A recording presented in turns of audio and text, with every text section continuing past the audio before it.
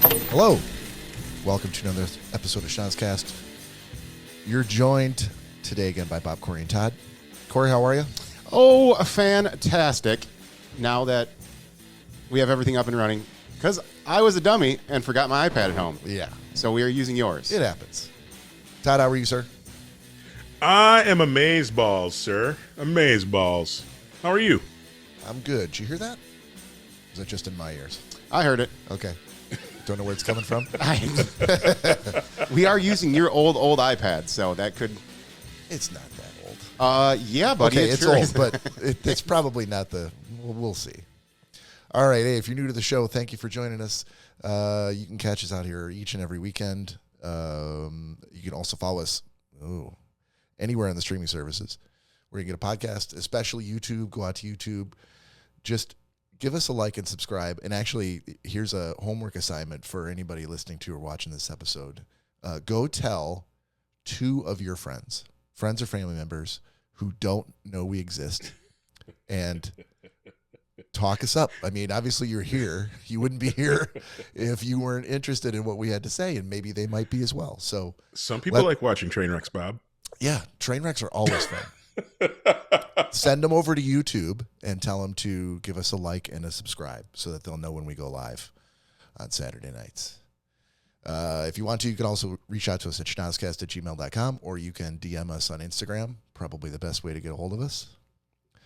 And that's all the news that's fit to print, Cory. All right. So how's everybody? Today is the day after Valentine's Day. Did everybody have a good... It was Valentine's Day yesterday? First of all, did anybody have a good Galentine's Day? Well, I don't think that would apply to us. Don't even know what the hell that is. Well, you would think not, but some dudes do Galentine's Day. What is that? It's the day before Valentine's Day where normally all the ladies, it's sort of a ladies' holiday. All the ladies, girl groups get together and go out and have, wine and, they get shit-faced the night before Valentine's Day. On the 13th. On the 13th, yes. Or I guess potentially you could probably do it tonight, the day after Valentine's Day, if you couldn't get a during the week Galentine's Day. So I'm assuming that none of us here did a Galentine's Day. We all just did the Valentine's Day. Can't say Valentine's. Valentine's Day. We did. That's what I appreciate about you, Todd. Todd, yeah. What did you and Mary have cooking up for Valentine's Day?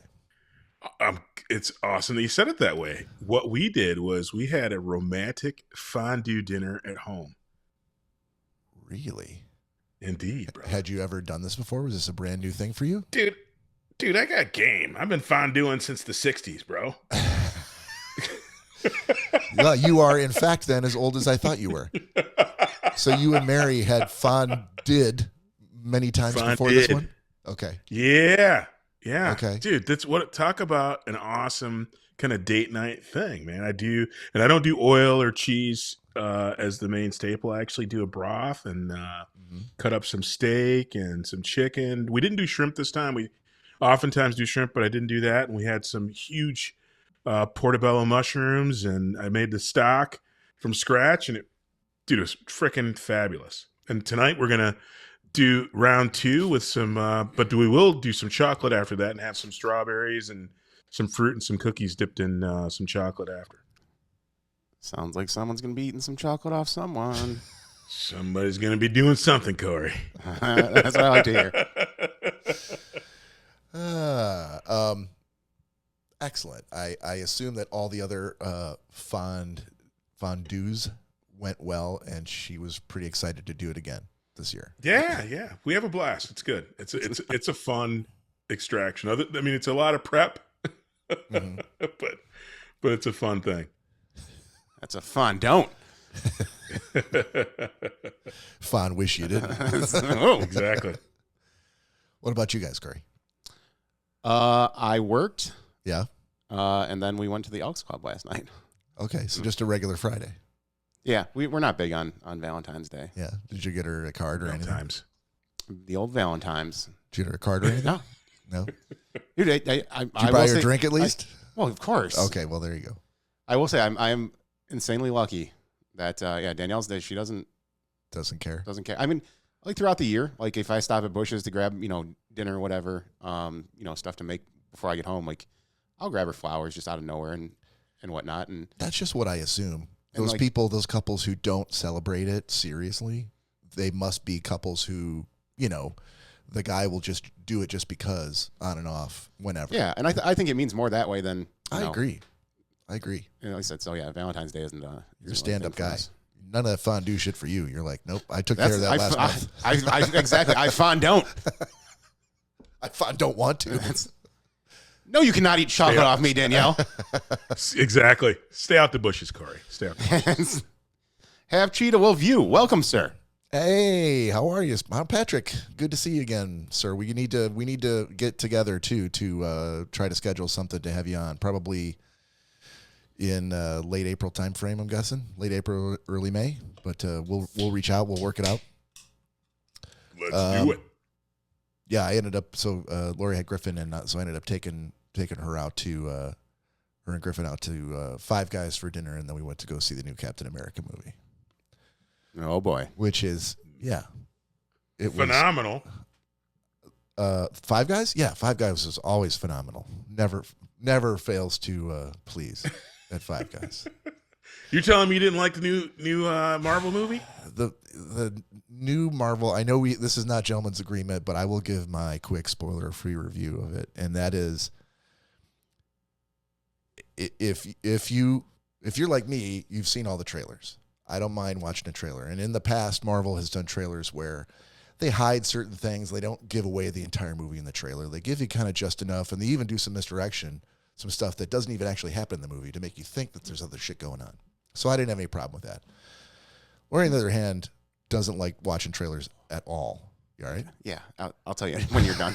Did you just stab yourself in the leg? No. Darkies? It's kind of funny, so I'll tell you guys when you're done. Sorry. See, she doesn't like watching trailers at all, so I did not share anything with her. So she literally went in knowing nothing about this movie at all, which I was jealous of. I'm like, I can't do that, but I'm glad you can. Like, this is going to be amazing. And amaze balls. Amaze balls. Amaze big, giant, hairy balls. However, we sat down, and while the lights are still on, they were literally playing a making of the movie in which they gave away like 90% of the plot. Oh, that's pretty before the movie even started. Oh no. And she was pissed. I'm pissed for her because now she knows about Red Hulk, which if you watch the trailers you would know. God damn it, Bob. That's spoiler free, you dick. That's not a spoiler. Exactly what I was just thinking, Todd. It is a spoiler. It's not a spoiler. I hadn't watched any of the previews either, Bob. Well, you didn't say anything. I knew nothing about this Red Hulk until you just brought it up. up. You were spoiler free. I didn't think you were just talking it up. When I say spoiler free, I'm talking about things that aren't in the trailer that I can only have gleaned from watching the movie. Anyway, yeah, it was. I thought it wasn't a bad movie. I thought that they had done, like, you look at Winter Soldier or even Civil War, those were good. Like, I was thinking this was going to be a political thriller along the lines of Winter Soldier, and it's going to be great. I can't wait to get back to the Marvel that used to be. Like, those movies are like high water marks, really well done. Mm-hmm. And it just wasn't as good for a number of reasons that I won't go into. But Anthony Mackie's the best reason to go see this movie because he's taken over the mantle of Captain America, which also is awesome. Not a spoiler because it's in the fucking trailer and the name of the movie. So Patrick said, because I don't know if this is a spoiler or not, but he did say April works well for him. Cool. He said, excited to see Sam Wilson as Captain America. Yeah. But I'm hating the changes that they made. The changes they made. Oh. I don't know what that means. They stripped away Sabra and killed off D-Man. What? I don't know what that reading means. His comments. Yeah, I don't know what that means, and I'm not going to say anything more. I thought Sabra was hummus. Again, Patrick, I did personally guarantee a spoiler-free review, trailers notwithstanding, so I can't comment on what you're saying. Otherwise, I'll go back on my word to my boys. I thought Sabra was an extension of Dunder Mifflin. It is they're a purveyor of hummus, as far as I know. You can get Sabra hummus in most of your local stores. Word. Even at the bushes, but stay out the bushes, Cory. But yeah, if you're a Marvel fan, especially if you're a Sam Wilson, a Anthony Mackie fan, or a Captain America fan, like, definitely go see it. The best part about that movie, for sure. Then I'm going still, Bob. I would definitely go. I'm glad I went. I don't know that it'd be a movie that it was so awesome I'd go back again like a couple weeks from now, but it is definitely worth my time. And I've given Marvel so much of my money over the years. So much. That you have. That you have. If it's not in the theater, I'm buying Blu-rays or I'm sending their Black Action figures to Todd Dillon in Seattle. Exactly. That's true.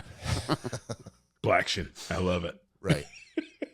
Oh, real quick. So this entire time I've been sitting here and there's a handle on the table that was kept on hitting my leg because that's right where and I'm like, oh my God. I'm like, I'm going to rip this fucking handle right off. Push it like up? Well, then I realized that I'm like, I've never had this problem before. I'm like, maybe the table was just turned the other way.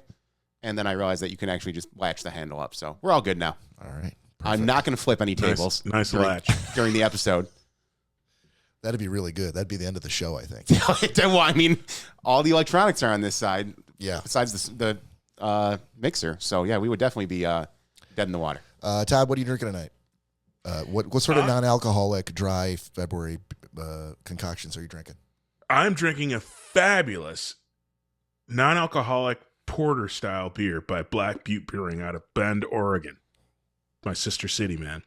And it is amazing and no alcohol, man. I'm loving it. I don't like the way he keeps using the word amazing and fantastic and then following it up with non-alcoholic. They just don't go together. Todd, I'm sorry. Did that can say black butt? Black Butte, baby. There's an E on the end of that butt. Oh, it looks like it's just another T. 3 T's? No, 2. But TT. with a lot of T's. TT. Hey, guys, I wanted to do a quick follow-up, and I don't know if we can hold on. Follow up 1 second. We got to finish going through. Cory, what are you drinking? Oh, well, so we stopped at Kelly Corner, excited. Our favorite store the other day. Yeah. And they now carry the Mountain Dew, the hard soda, but in code red.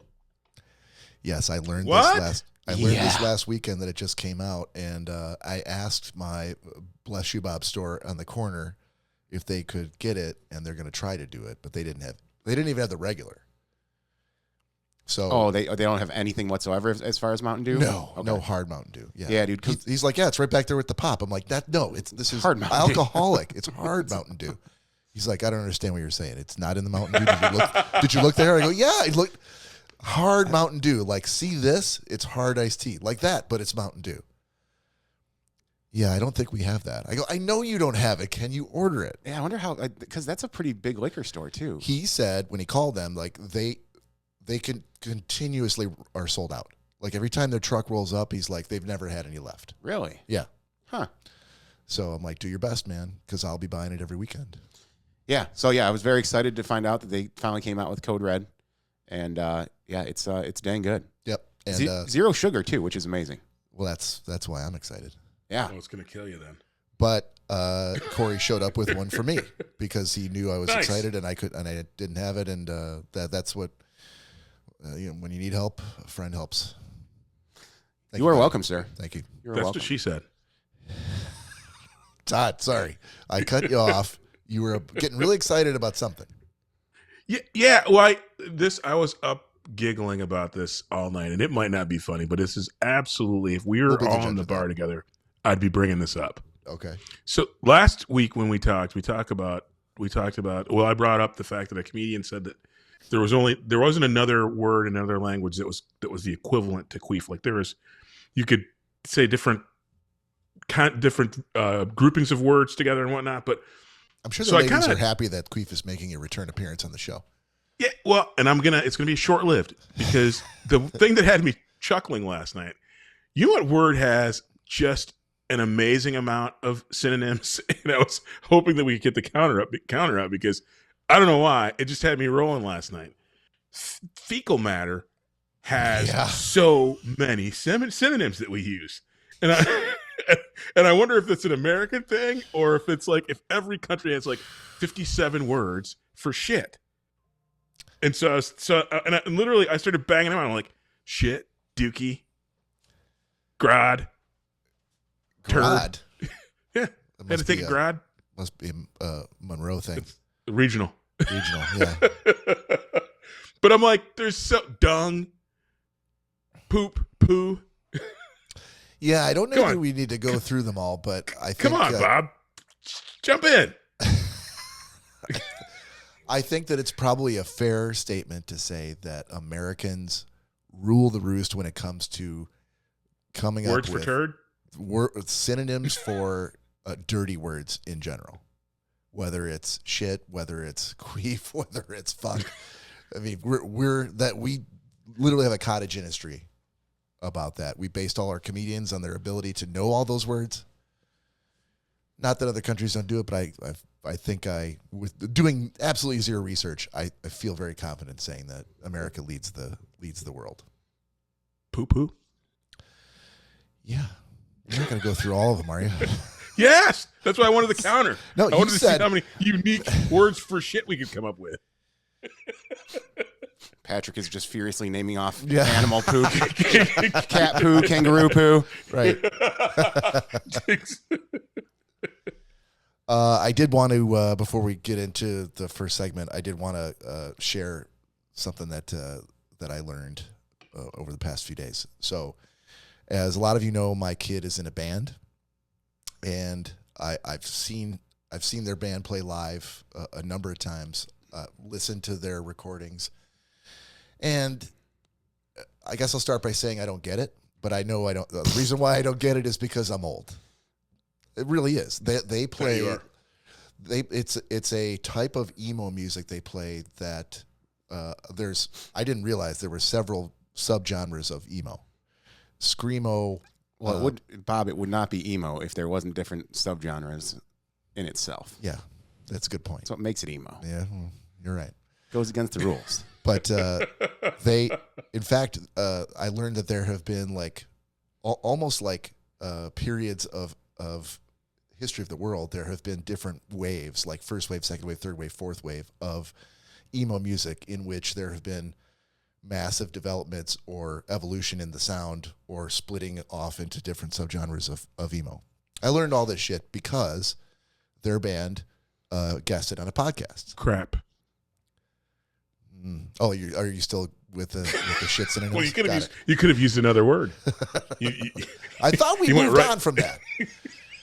So they did a podcast, and they did a podcast. I'll even give a shout out to the name of the show, which is the Emo Van. If anybody out there is interested, the Emo Van. I don't think they're based in Michigan. I want to say they're based out of like Minnesota, possibly somewhere in the the old soda. Yeah. Old school, but they've done a number of episodes. They actually have a Rodecaster mixer just like we do, which is going to come into play in just a second. But they had my kid's band on, and the name of the band is Star Student. You can follow them on Instagram and on Bandcamp and Spotify if you're so inclined. I'm sure they'd love to get some new followers, and even to try to. I'd be interested to hear what people closer to my age than my kid's age would think about the music. Like, it could just be me, but I feel like it's just because I'm too old to really appreciate. I think after a certain age, if you listen to that kind of music, don't you get like a instant headache? Like how there's there's a lot of screaming. There's like a pitch that if you're under so many years that only like 35 and under can hear. And I think emo music is once you get over that 35-year-old mark, you're like, oh. But hold on, time out. Remember when we were kids, Todd, not talking to you, there was Black Flag, there was Fear, I'm struggling to name other bands, but like punk bands, like serious hardcore bands that had a lot of, what are you laughing about? Patrick's a funny guy. Yeah. We love funny guys. But we had those bands, and those were bands that my parents would not have appreciated in any way, but they also were, it was all about frustration and rage and a lot of yelling and fast tempo, really short songs. Oh yeah. That's even like in the 90s. I would listen to like Limp Bizkit and Korn and Yeah. That was all really big back then. I feel like every generation has their music that their parents can't and my quite parents grasp. were like, oh my God, what is this absolute garbage? Like, this is not music. Yeah. I'm We calling saw it at the Super Bowl. The feedback from Kendrick Lamar. The at the Kendrick Super Bowl. Lamar. Mary's like, what the hell is this? And I'm like, I go, dude's very, very talented. And I go, but the older people can't understand or aren't willing to kind of bend their mind or ears to try and understand. And I think that's the same for emo music. I think it's when Snoop Dogg goes on to the stage at the Super Bowl. Pretty much he's 100 though. Anybody under 60 can understand what he's saying, like the words that he's using. I had a real hard time understanding what Kendrick was actually saying to even get to the point where I could appreciate it. I'm like, I don't understand. There's too much mumbling. There's too much low talking, and that's my problem with it. You know, it doesn't mean he's bad. It just means like, I don't get it. I'm too old to really appreciate Kendrick Lamar. And real quick to that point. Yeah. Danielle showed me a tweet that someone put out that they were happy to finally see a rap artist, that Kendrick Lamar was the first rap artist to headline the Super Bowl. And someone had made that comment, and someone commented on that he said, damn, I guess they really did forget about Dre. Yeah, didn't they do like a rap superstars a couple of years ago? It was like Eminem and Dre. Eminem, there was like 7 of Dr. them. Dre, 50 Cent. Did they mean like a solo headline? I don't know, but they definitely didn't specify solo. They just said rap artist, and I'm like, I love it. They guys forgot like, about Dre. Todd, they really did forget about Todd, Dre. you would know. Was Kendrick the first solo rap artist to headline the Super Bowl halftime show? Hold on, why would Todd know? I know. Why would I know? You think you know more about rap than Todd? That's a bit presumptuous. It's yes. not. It was very presumptuous, Todd's a self-proclaimed rap aficionado on the I'm show a rap to us aficionado. as his friends. Although I'm not a Super Bowl halftime entertainment aficionado, so that's where I fucked up. Yeah, That's where I made that leap I shouldn't have made. I thought you were going to say There Todd's you a go. self-proclaimed black man, but there you go. No, we proclaimed a black. I send to Black Shit Figures every month. oh, that's what makes him black. Absolutely. Yes, Yeah, Todd, you wouldn't be a black man if keep it his wasn't black for card if it wasn't for Exactly. Bob sending you action because of the figures. Black Shit Figures, right? Exactly. Notice that on the show, you can always see them lined up behind him. There's a reason for that. Oh, speaking of which, Yeah, there is an absence of something this week, buddy. an absence. Of something that was behind Todd a couple weeks ago that is no longer there. The Kansas City Chiefs. helmet? It's shamelessly gone. Shameless.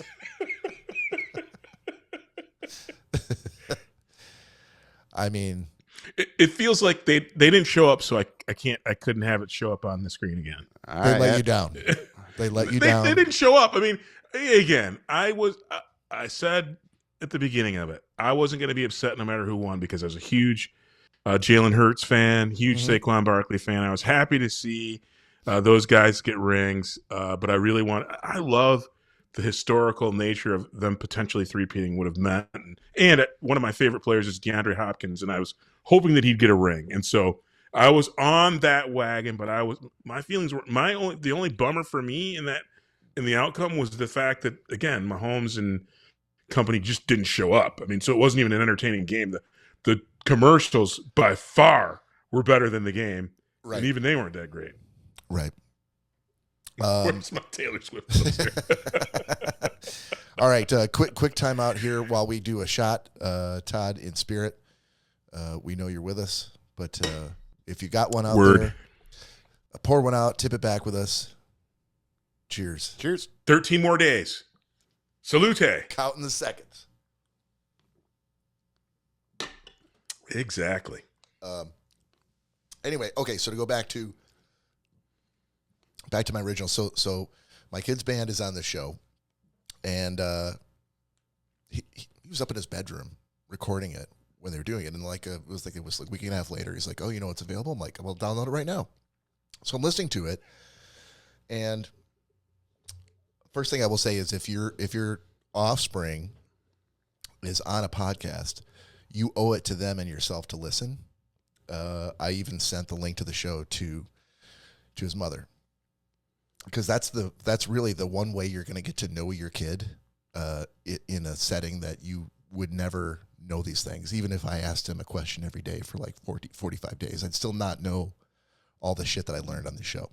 He would It's be known. Him with his band talking about, answering questions about how they started, how they write songs, how they record, who their influences are, what their plans are for the future. I mean, it was like a 2-hour podcast. So it was really great. I learned a lot of shit that I did not know about their band and about my kid, the music theory classes that he took in high school had really affected him, and he's using them today, which I'm like, that's fantastic. Shout out to Divine Child. They at least gave you that. Yeah. For all that money. Right. The downside was, and again, I want to do a shout out to the Emo Van because they are I feel like they're an up-and-coming podcast who deserves, a shout out. But the one thing I will say that I was kind of chuckling about a little bit, I don't know how many episodes they've done, but when I hear on the podcast that you have a Rodecaster as a mixer, you're serious about podcasting, right? You can get a shit ton of cheaper mixers anywhere.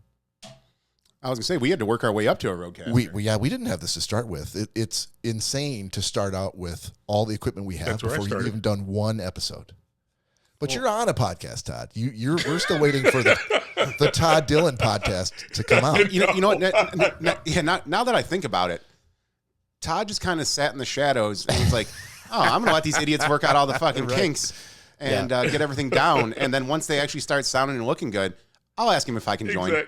Hold on. Exactly. Are you telling me that the only reason he hasn't launched the Todd Dillon podcast yet is because we still haven't worked out all the fucking kinks? No.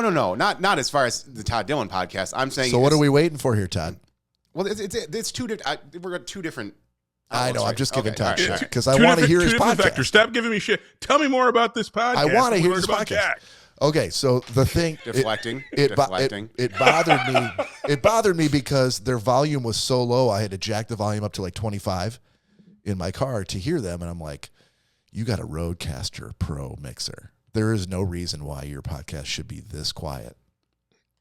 Okay, that's fine. Maybe they've only done like The Cadillac a couple, of mixers. couple dozen episodes, and they don't really know. Maybe young people hear better than you do, Bob.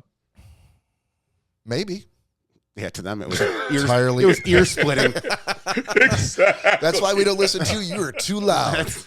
Now, excuse me while I get back to my Screamo band. I can't even turn my radio down far enough when you guys are on because it's just so loud.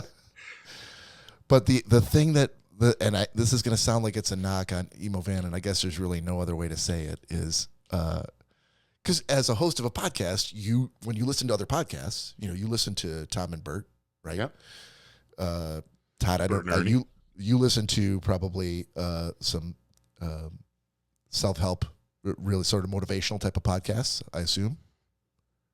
Don't listen to all manner of podcasts. All manner. Okay. I'm still listening to the so-called comedy podcast about where they read a book in an hour. Still on that, are we? I'm still listening to that trash. I can't wait for us to make sense of that so we could finally figure out whether or not that's anything that we can use in any sort of way. No, doesn't sound like we can. I feel like Todd's still got some deep research to do. We can, but it's again. I don't think it'll go very far. Yeah, I think people will be pretty bored. Yeah. So you listen to podcasts and you just naturally listen to the hosts and you're like, is that how I would do it? What do I like and what do I not like about how they're doing it? The thing that I didn't like about what they did. They had a lot of really good questions for the band. They would throw out to the band saying, "Hey, give us like your top three influences, the bands that you listen to that were really most influential on you."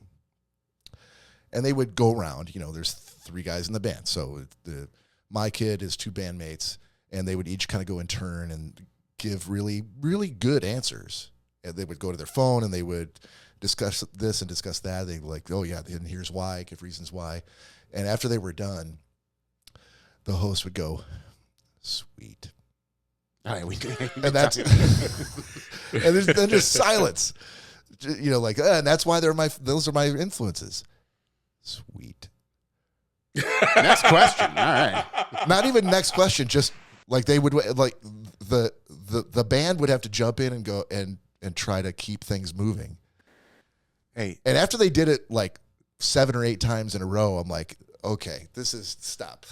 This is not how you. I want to do that. I want to be that. Next time we interview somebody, I'll be the sweet guy. Sweet. Sweet. Yeah. Sweet. And every now and again, because there's two hosts, every now and again, the one guy would go, sweet. And the other guy would go, awesome. Silence. Sweet silence. Balls. Hey, Bob, that's how the emo kids do it. I guess. Just a sweet every now and again. That's all it takes. Don't hate. Really gets the point across. Don't hate. Appreciate, Bob. Appreciate. Exactly. Awesome. Sweet. Speaking of bands, Yeah. we found out some news yesterday, the day before. Oh, yeah. We had Thank you. I had forgotten about this. I would have completely forgot. Thank you. we had a band on Year of October, Yes. Shout out. Year of October. and we had a very nice long discussion and podcast with them. They were awesome. During that episode, they were asking about different venues in Detroit. We asked them if they were any plans to play in Detroit, and then they came back to us and said, well, where would you recommend going? You guys are from Detroit. Yeah, And so we gave them like maybe half a dozen places. yeah, and I think one of the first ones was PJ's Lager House. Yep. On Michigan Avenue in Detroit, and we received word a couple days ago. I had texted them or messaged them on Instagram just to say like, hey, just touching base again. Did you guys ever figure out, are you coming to Detroit? And if so, are you interested in doing another guesting on the podcast another time? And they must have took our advice because Well, we should feel I'm responsible. I'm gonna give myself a pat on the back for that one Yeah, for of all, course. all of us for it. Yeah. But they do have a date, April 29th. They will be at the Lager House. Yes. So Nice. Bob and I will definitely be attending the show. Yeah. If Bring in significant Todd's others. private jet is available that day, I'll take a look and see if my calendar is open. he might fly in for it. But if not, Bob and I will definitely be there. Yeah, And, and I asked them like the day before, day after. Remember when we were trying to work out stuff with that comedian who basically ghosted us? Yeah. At the Frickin' time. Seinfeld. What an asshole. Fucking Jerry. What's the deal with the Schnozzcast? So I asked them the same thing that I asked that fucking comedian. So you're coming into town.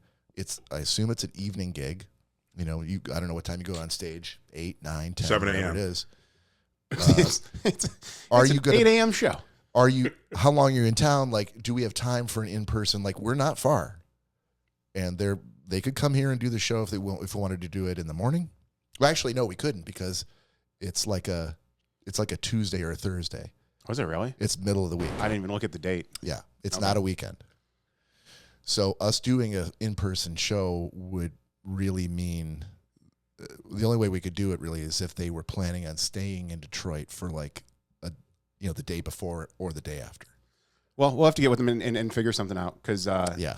I mean, I as we said, obviously we'll be at the show, but it would be awesome to set something up. And I know we discussed on our text thread that even if it's a day that, like you said, a Tuesday or whatever, Yeah.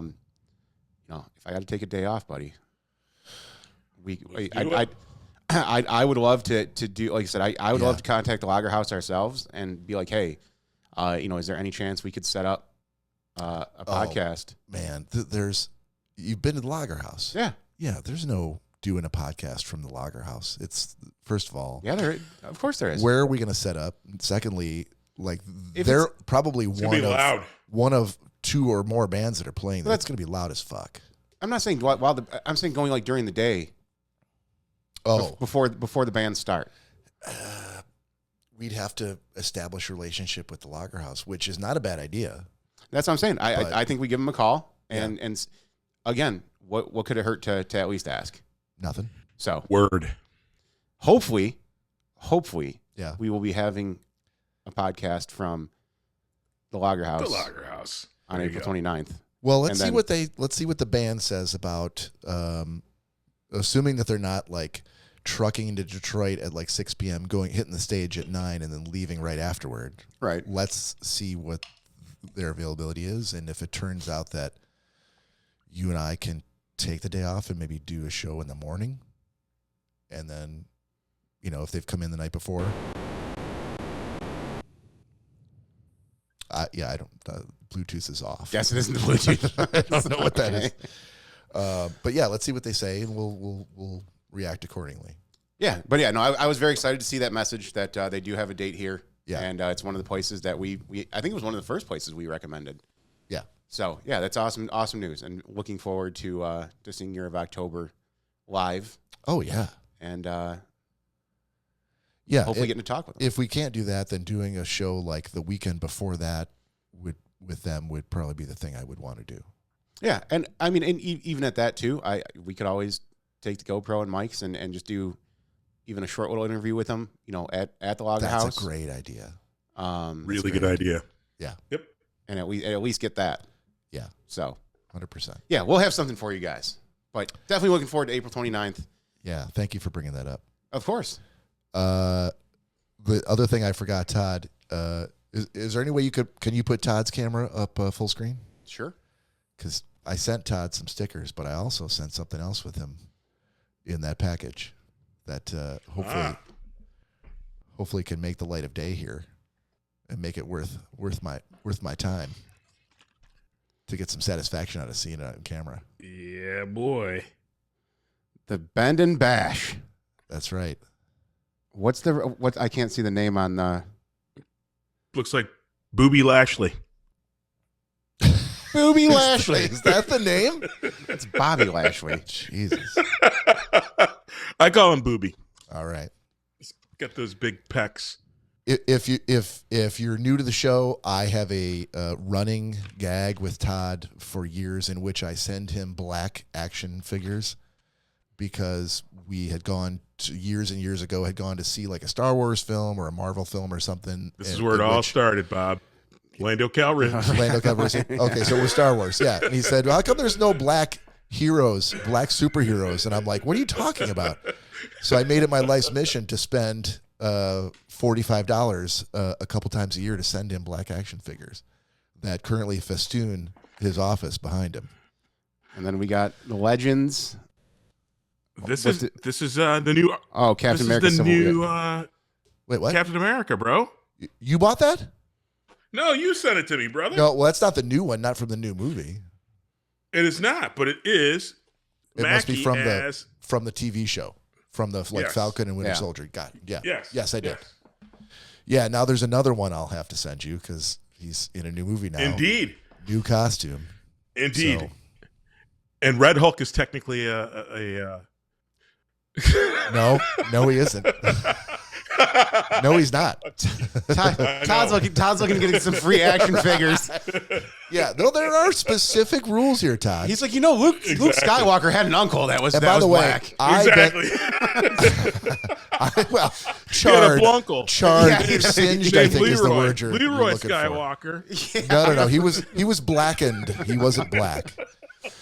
But I kind of bent the rules here on this one because clearly Booby Tyler, whatever his name is, Lashley Booby Lashley is not a superhero in any way. He's a wrestler. But we did talk about Stretch Armstrong once upon a time. We did. I'm not going to lie.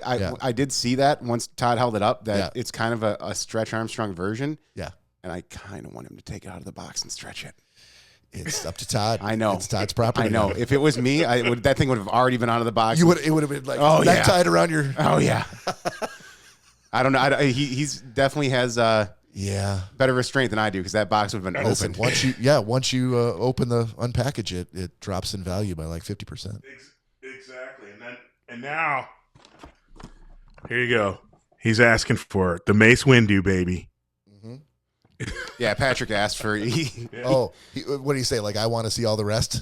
No, he said he was yelling about Lando, and then he said, "Where are the Blade figures and Luke Cage?" Oh, yeah. I don't think I've ever. Have I sent you a Blade? You have sent me a Blade, and I do have him. He's on a motorcycle somewhere. He's on a motorcycle somewhere. Sweet. After that, he said Mace Windu, and that's when Todd pulled up to Mace Windu. I don't think I've sent you Luke Cage. That's a really good idea. You have not sent Luke Cage. Yeah. Or Leroy Skywalker. I have a couple that are in the works. Couple that are in my cart that have been there for a while. But I don't do this like every week, just to be clear for everybody. This would be a tremendously expensive hobby to do. But every now and again, just probably in the same timing that Cory decides he's going to do something special for Danielle, I'll pick her up some flowers just because. Yeah. That's what I think of when I think of Todd. I'm like, I haven't sent him something in a while. Let's see what's out there. And which, Todd, I apologize. I completely forgot that Bob was sending out those stickers because I have some stuff to send out to you as well. And I wish I could have just got on board with him and sent them. But, this Monday, I'll get stuff sent out. Awesome. Sweet. Sweet. All right, boys. Anybody else got any? Deuce. Stop it. We're moving on to TT's TikToks. Are you ready? Dingleberry. Right. It just keeps punctuating every break in conversation. Are you ready? And unfortunately, since I'm using your iPad, Yeah, Are you ready? I don't have any of the artwork for this, so that's fine. we'll have to put it in post. We will do it. All right. Passing the ball to you, sir. All right. So this first one I have for you guys. So we talked about Donnie a couple weeks ago, and we had all gone out after his wake and everything, and all of us were playing darts, and everyone got really into playing darts. But there's a lot of guys in the group that are golfers as well. Yeah. And I don't know if this proves that, TikTok and all the other social media platforms are listening, but this popped up the next day on my TikTok feed. It And definitely does. I sent it to all the guys that were there, and everyone was like, holy shit, we need to purchase that. So Let's see it. here you go. It's called Golf Darts. You got to turn up the Bluetooth. Oh, hold on. There we go. Oh, well, it's just a song, so it doesn't really matter. But Do it again. so what this is, it's a projector On that the ceiling. projects a dartboard onto the ground, and you putt at the like you were if you were playing darts. Yeah. So rather than throwing darts, you're just putting and hitting, double, triple, single, and it counts it up right there on the screen for you. Oh, you don't have to keep score. It keeps score no, for you? As a matter of fact, look down by his amazing. look down by his feet. They're playing 501. Yeah, it flashed up bullseye. Holy shit. Yeah. So again, I saw that. I'm like, oh man, they are available for purchase on Amazon. How much? I think like $60. That's it? It really wasn't much. You just need the surface. So that's the thing. Yeah. You have to provide your own surface. There was none that I found that like came with a Right. like a rollout green Floor? or anything like that. Yeah. Oh yeah, or a full subflooring. Floor. But for the audio listeners, they had that on a nice actual like little fake green. Floor. Todd, No undulations on there. That was perfect. That was sweet. Sweet. Oh, no. Are you serious? I know. Are you kidding me? Hang on. So okay, we've done. I've showed a couple Yeah. along these lines you need before. To explain this. But Todd had sent this to me. Oh, yes. Oh, okay. So I just wanted to know who to blame. This I one's should be Todd. looking at Todd. Okay. This is me. I know we did a javelin one that ended up with some toothpicks. Yeah. This is awesome. This is along those same lines. Oh my gosh, this is awesome. But for the audio listeners, it is a what's the PC? Little person. I'm waiting for A you. little to- person. Is that He's a little Is that person. the term? Yeah, we'll go with little It person. is. A little person. He's doing some Battle rope stuff? yeah. And I mean, you'll just see how it goes. Yep. You're going to love this, Bob. Oh, my God. And then it cuts to a full-grown woman holding a pair of shoes.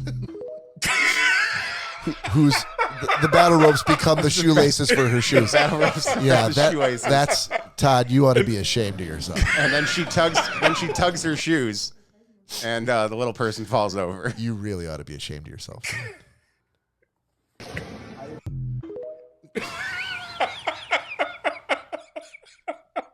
So there you go, buddy.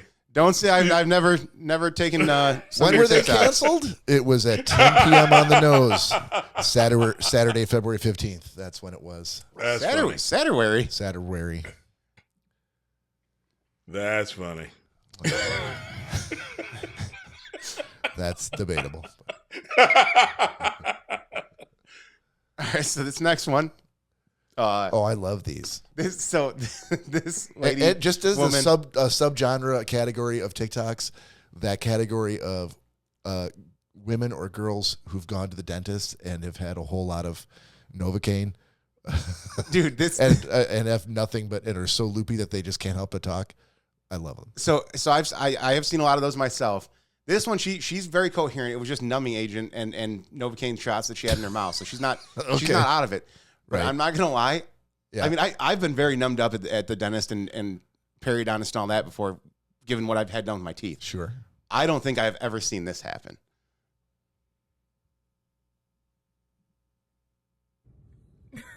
Okay. I just got done at the dentist. Why does she look like the Joker? It looks like she's got Bell's palsy. I just got done at the dentist and half my face is numb, but that's not the.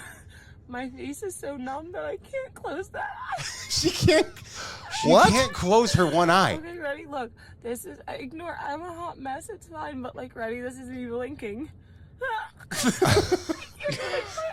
I'm gonna literally say. Not moving at all. Dude, that's malpractice. Dude, there's no way that should affect your eyeball. Okay, ready? I'm gonna close my eye. I'll have what she's having. Dude, What am I gonna do? How long does it stay this? Like, oh no. All right. I can't stop. Okay, good. All right. She's healing up. Healing up on the fly. I look like Quasimodo. No, you look like Nicholson in Batman.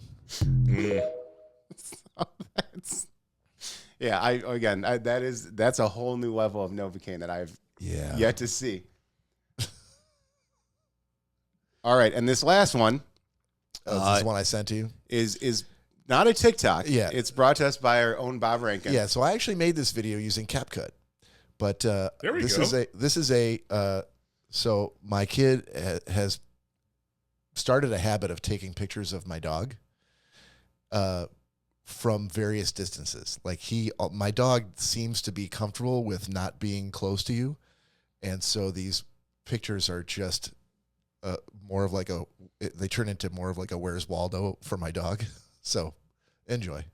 And Todd, Bob did preface this with, if you can, try not to watch it. So I've not actually seen this yet. Yeah.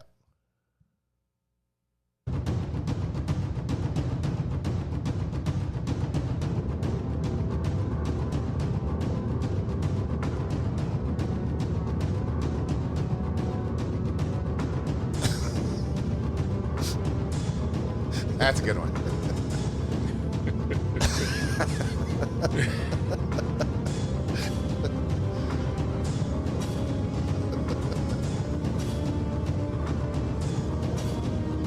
Oh, I almost didn't find him there.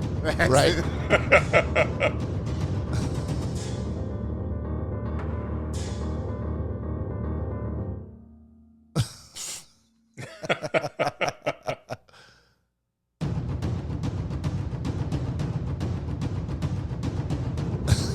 That's a good one, too. That's really good. Holy cow. Nice. Nice. Yeah, thanks, CapCut. Oh, thank you, Jack. Thanks, Jack. Yeah. Yeah, I'm like, can you send me those? He did. I'm like, I was dying. I'm like, I have to do something. There's got to be an easy way to do this. And sure enough, free CapCut. Well done, sir. Well done. All right, let's nice. Let's go from there and shoot it over to my other partner in crime, Todd Dillon, for 90 Second Sports. 90 Second Sports.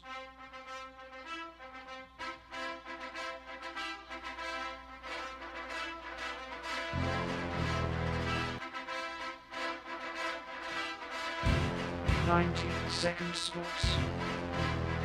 I'm trying to remember, what am I waiting for? Was there a certain drop on this one? Yeah, There it is. drop. That's it. All right, Todd. What's going on in the world of sports? Oh, dude, I'm still reeling from this Super Bowl, man. How about the most uncompetitive Super Bowl that we've seen in so many years, and then all of a sudden, they're all the people who are getting cut and all the shaming being done. It's been a crazy week in sports, and we talked about basketball last time, but I wanted to revisit how horrible the game was on Super Bowl Sunday. You wanted to talk more about the horrible game? Yeah, I wanted to talk more about how exactly horrible it was. Let's do it. Wasn't it a bad game, Bob? You know what? I think I said this last week, but I love an upset. I love when the underdog actually wins. I love when people lose money on what they thought was a sure thing. I love when grown men cry because they thought they had it in the bag, and now they got to go home a big fucking loser. I love when people who were counted out to win and thought that they were going to be, mission impossible actually pull it off. Who was counted out? They're a 1.5 point underdog. 1.5 points, Bob. But in the press, I feel like Kansas City being Kansas City, everybody was counting on Mahomes pulling out another game out of his ass. Yeah. Hometown refs, all of that shit. So I didn't think it was a bad game. In fact, I think we talked about right before the game started that I don't want to see an upset. I want to see a close game. But if it has to be an upset, I hope the fucking Eagles blow the shit out of the Chiefs. And actually, did exactly that. Krabby called it an Eagles blowout of the Chiefs before the game started, and that's the only reason why. If it had been a Chiefs blowout, it would have been, to me, one of the most boring games in the history of football. Well, again, I like a competitive match, especially for the Super Bowl. I mean, the Super Bowl is special because typically the games are. Because I think that that's the biggest margin of defeat in Super Bowl history. I think. I don't think it was the biggest, but it was definitely in the top three. Yeah. I was gonna say I remember we did look it up during the actual game, and at one point, when they were down by when Kansas City had like 6, it would have been, I think it would have been in the top 3, but then they scored points after that, so the stat kind of dwindled. Yeah, and that was the disappointing part for me was that the Chiefs ended up with 22 points, but that didn't tell the story of the game because they scored those points with like the Eagles' second string in the game in the fourth quarter. Anyways, back to you, Todd. Yeah. Well, yeah, thank you. I actually did want to deviate a little bit. There's something I was unaware and pleasantly surprised. And Cory, maybe you can fill me in a little bit more on this. What's the deal with this, the Four Nations face-off? I didn't realize this was going on, especially during the middle of hockey season. And to see the Canadian, U.S., Finland, and Sweden teams play hockey was, A, I didn't know what the heck was going on. But then, B, I didn't think that there were fights in international play hockey. I was shocked to see an all-out brawl during the U.S.-Finland matchup. But tell me more about this. Has this been going on for a long time, or no? This is new to me. This is new to the entire hockey world. This is just something they've started this year, and it's kind of, I guess the best way to put it, it's like a mixture of the All-Star game and the Olympics. But as far as I know, all rules are basically NHL rules. Like there's no, it's not like in the Olympics. I'm like, yeah, you'll see some scrums here and there, and maybe a couple, really kind of sissy fights. Which in the Olympics they do kind of frown upon in the Olympics because it's supposed to be about the competition, not Correct. That's what I was shocked to see. Usually in international play, I'm like, fighting seems to be the last thing you want to see. You want to see true skills on display, not goonsmanship. No, but apparently it's shout out to Todd for coining goonsmanship. Goonsmanship as a word. Yeah, no. As far as I know, they're playing full NHL rules. So yeah, and fighting is allowed in the NHL. So if just because you're playing different international teams, and again too, 98% of these teams are made up by guys that are currently playing in the NHL. Right. So I think it would have been a little difficult to be like, well, yeah, guys, like, yeah, no, we're going to go Olympic rules on this, and there's no fighting, no hard hitting. It's just going to be kind of soft hockey. It's already so ingrained into all those guys that play already in the NHL that that's what they allow. So, but yeah, this is definitely the first year for it, and I from what I've watched so far, it seems pretty cool. Yeah, it was intriguing. I was shocked to see it on. I would say as a sports fan, it could have used a little bit more hype because I was totally caught unaware. I happened to be out enjoying a non-alcoholic brew with a friend, and when I saw the U.S. playing Finland, I'm like, it's not the Olympics. Yeah. And so I was really immediately kind of drawn into that, and I had to stop having conversations because of that. And then when I saw a fight, I'm like, this makes no sense to me. So yeah, I was. I think they could have done a little bit more hype, but yeah, and geez, how do you bet on something like this? I wonder what the lines are for these things. Who's predicted to win this thing? Canada? We'd have to look it up, but I'm sure there's a line on the winner. Oh, dude, yeah, there's definitely bets going on with it. There's money changing hands for sure. Oh, most definitely. I'll tell you guys here in a second. Yeah, I confess, Todd, to really not knowing a whole lot about the Four Nations game. I think Cory and I watched Thursday night, maybe 20 minutes of the game.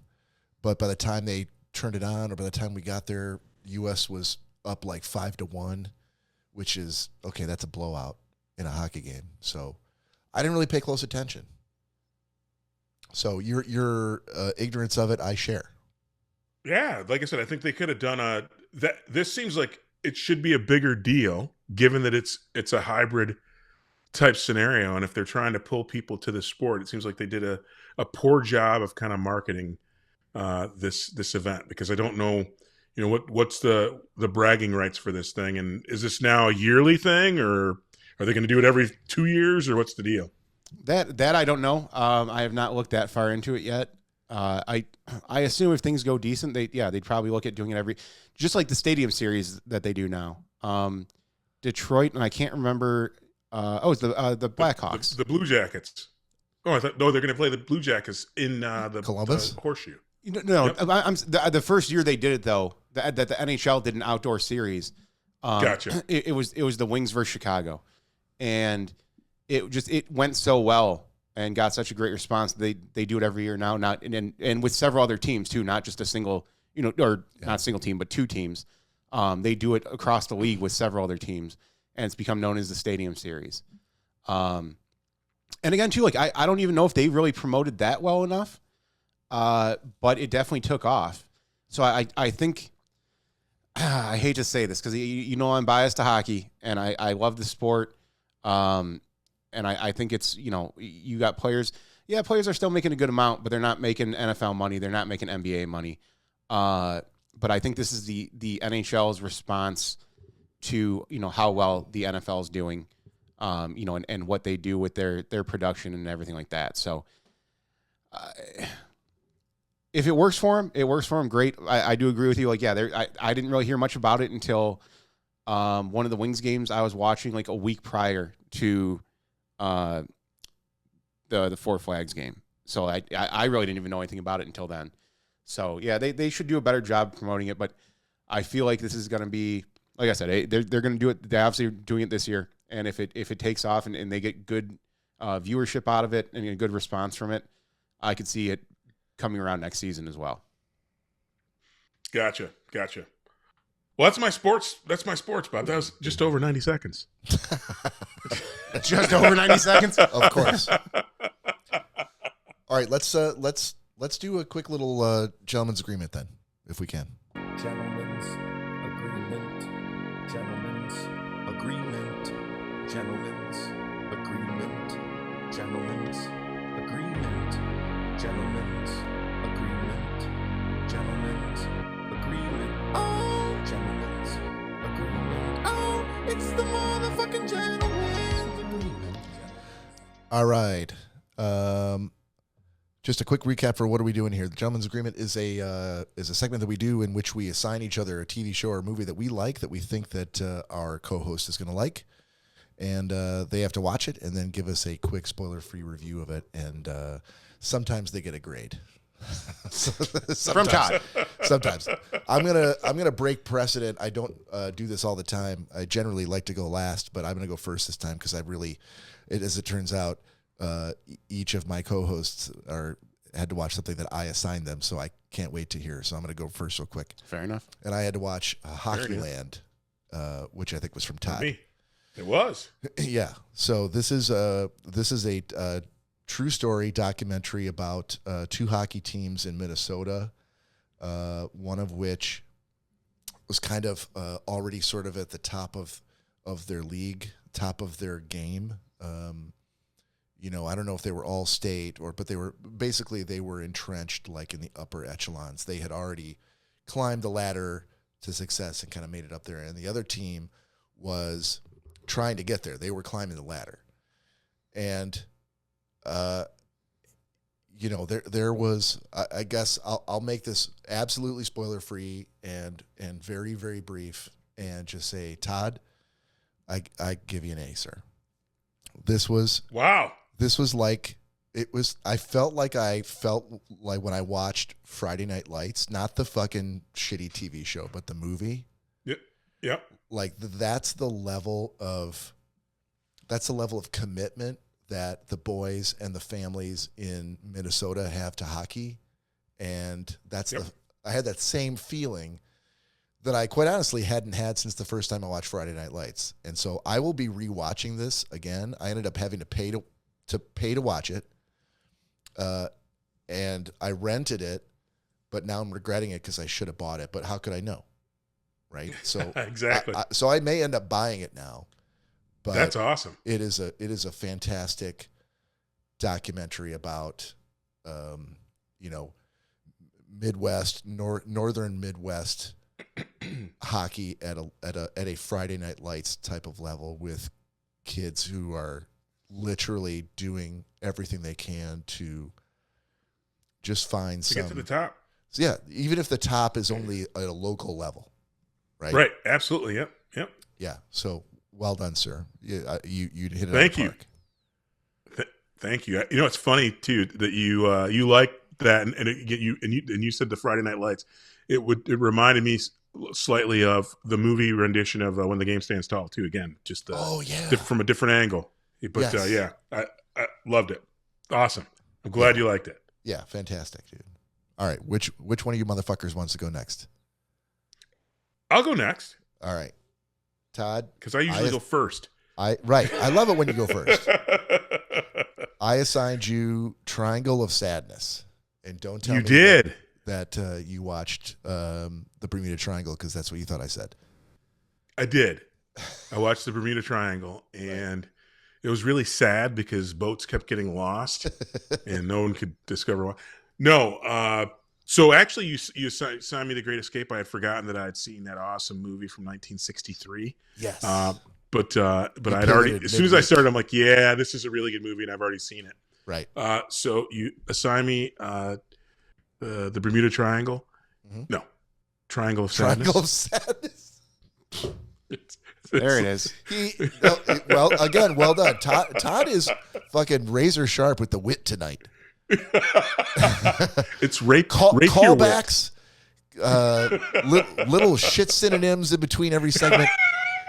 We are getting Todd's A game tonight. I hope that anybody out there who's listening and watching understands that you're not going to get a better game from Todd than you are getting in this episode. So, Todd, go ahead. Triangle of Sadness. Yes, Triangle of Sadness, and this is going to be something. This is actually, you built it up right. For the first time ever, maybe, Bob, you got an A+. Spoiler free. Well, I don't know if it will be spoiler free. The movie is divided up into parts, and essentially, there's a male model and a female model in a relationship. And there's some very intriguing conversations. Again, I'm trying to do spoiler free, but imagine like serious real world influencer, millions of follower, and kind of front page GQ magazine model types dating, and the conversations and whatnot that go on kind of in that sphere of the world. And essentially, these two models win a free trip aboard a luxury yacht with billionaires.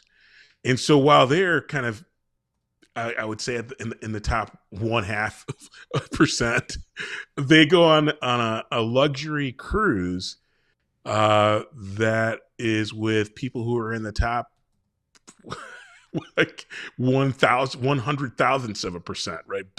Literally billionaires on this cruise. And again, I don't want to give away any spoilers, but Bob, I will tell. Woody Harrelson's in the movie. Yeah. And there is a spot where at the captain's dinner, the meal, when everybody throws up, that is the second only to the guy zipping up his balls and something. And there's something about Mary scene. Oh man, I thought when you were everybody say starts in Meaning of Life, Mr. Creosote.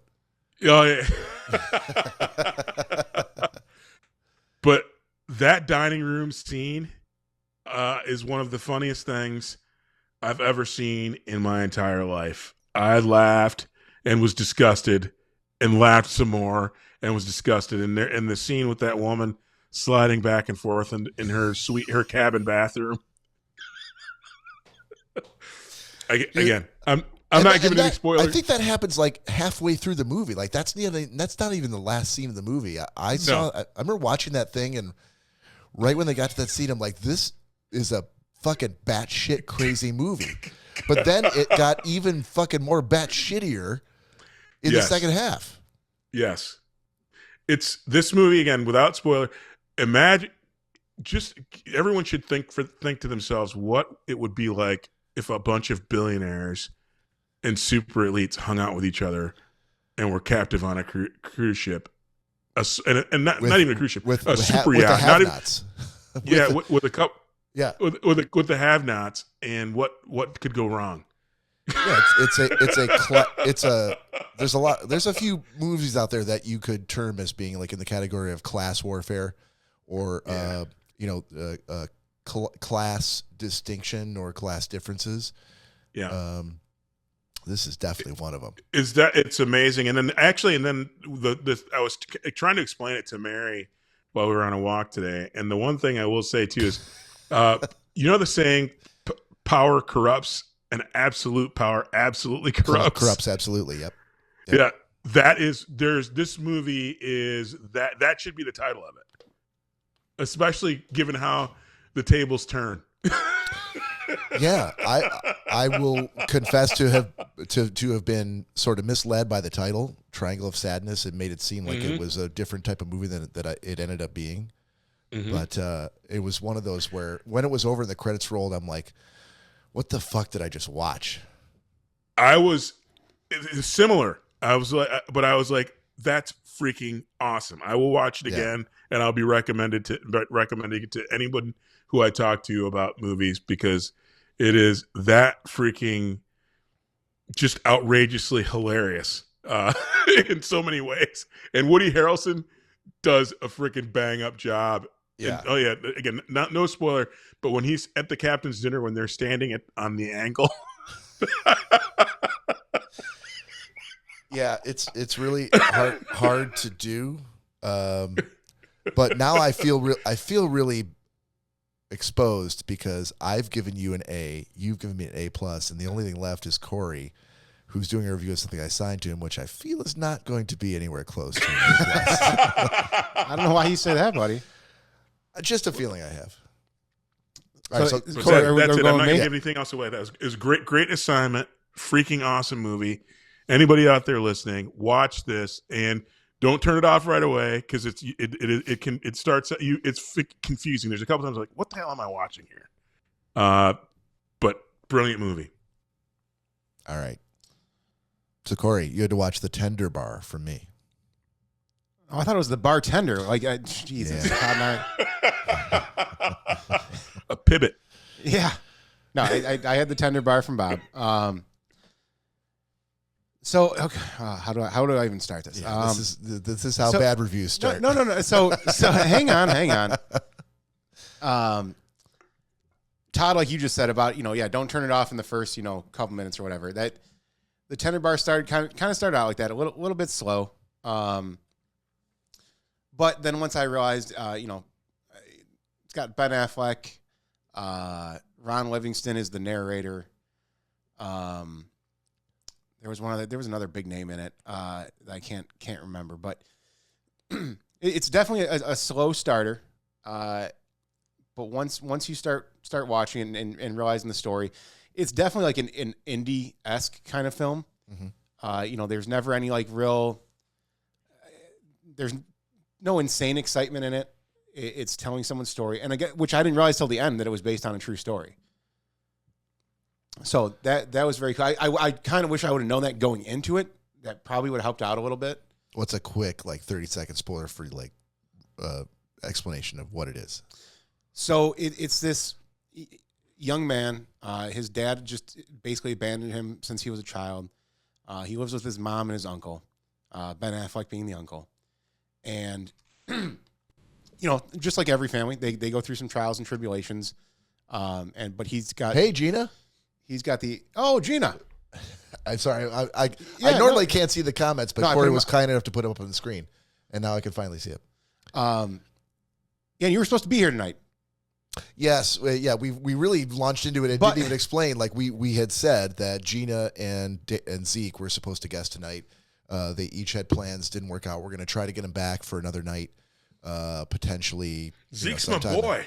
Sometime in April, in April, if we can do it. So he owes you most of his life. And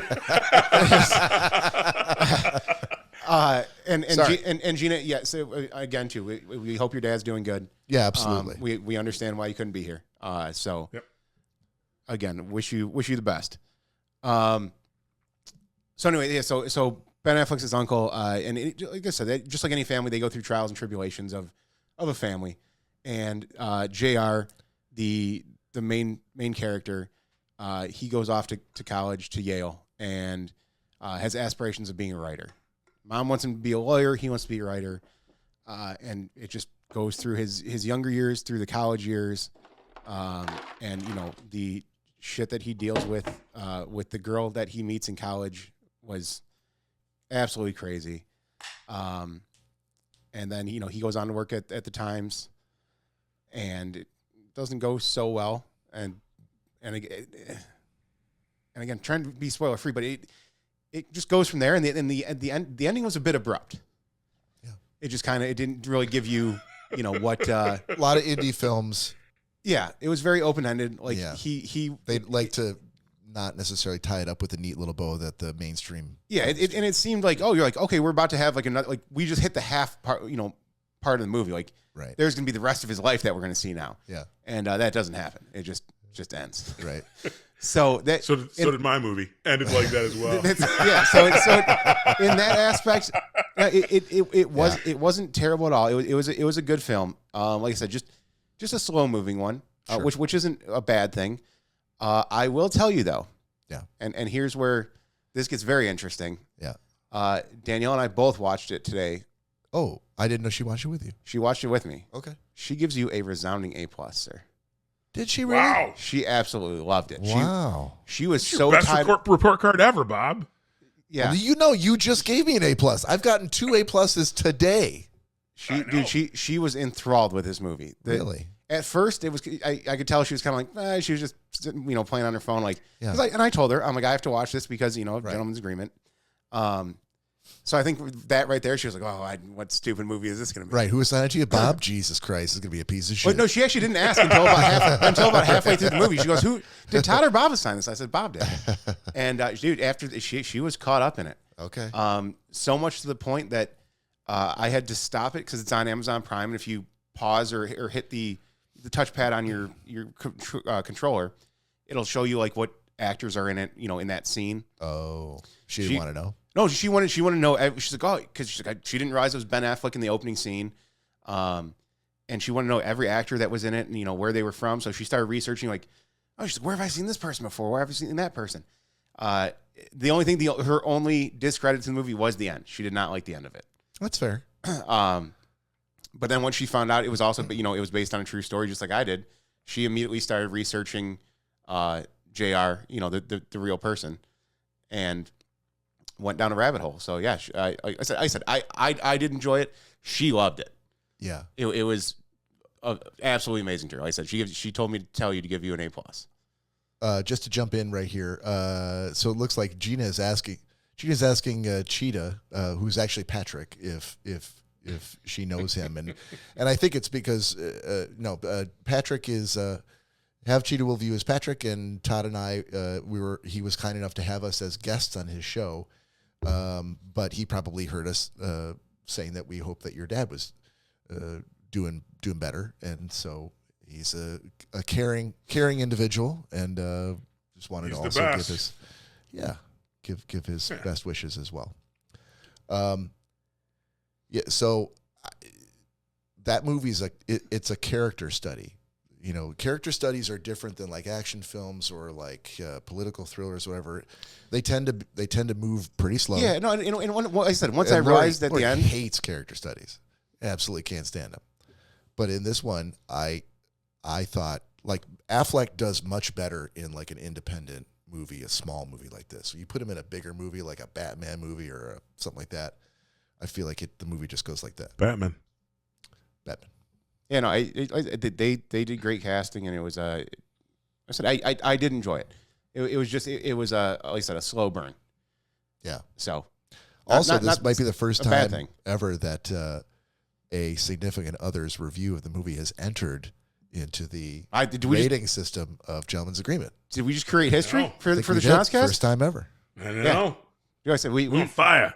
Sweet. We actually she at home she was like, oh, she's like, that was a great movie, and then on the way here she was like, make sure you tell Bob. I love the movie. Danielle's the best. So she is. That ain't no caca, Bob. Lots of firsts tonight, including Todd's all the shit talk, and his A game from start to finish. Gina, you're lucky you showed up tonight because Todd is fucking lighting the place on fire from minute one until just now. Todd, what about Boo Boo? There you go. All right. Okay, let's do new assignments for next week, and we'll move on. I think we have to do it this way because both of you had assignments for me, but Todd's assignment, both of you had it for me. So, I know what it was. That my assignment came from Todd, so it can't come from Todd again. It has to come from you. So you have me, Cory. Okay. I have Todd, and Todd has you. Yep. Got it. Cory? Sorry. Go ahead, Todd. I'm already ready. I'm like locked and loaded. Yeah. Cory, have you seen Chaos? Oh, with a K? With a K? No. Well, now that you say that, no. Which letter does K replace? The last one? Kayak with a... Where does the K go? At the beginning. KH or just KOAS?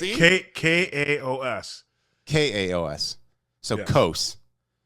Chaos. Koas. Okay, got it. Cows. On Netflix. Yeah, I definitely don't. I can tell you 99% sure I've not seen that. All right. There we go. Todd. There we go. Yes, sir. Have you seen Saturday Night yet? This is the movie that is really all about putting on. Saturday Night Live. The very first episode of Saturday Night Live. Yeah, they made a movie about it. Nope, haven't seen it. That's what you got. Given that it was on is my now, list. as of tomorrow, I think tomorrow's Sunday the 16th, that'll be the 50th anniversary show that they're doing on Sunday with all the guest shots. And if you haven't seen, they just did it yesterday on Valentine's Day, the anniversary concert. It is a 3-hour, it's on Peacock. Incredible shit. Jack White, Gaga, Snoop Dogg, Nirvana with Post Malone. It's fucking awesome. So check it out if you can. So that's what you got, Todd, Saturday night. Will do. All right, which only leaves your pick for me, Cory. You have Disjointed on Netflix. Got it. All right. moving on that quickly, boys, because we are at an hour 20 right now, or probably a little bit less than that. But let's do a segment we actually have not done in quite a while called Top 5. And I think we're gonna kind of lower that bar from like top 3 to 5. Today's segment, we're going to do top 5 in honor of having Valentine's Day yesterday. We're going to do top 5 Valentine's. Top 5 rom-coms or date night movies. So the bar is the rules are kind of broad here. So it can be anything that.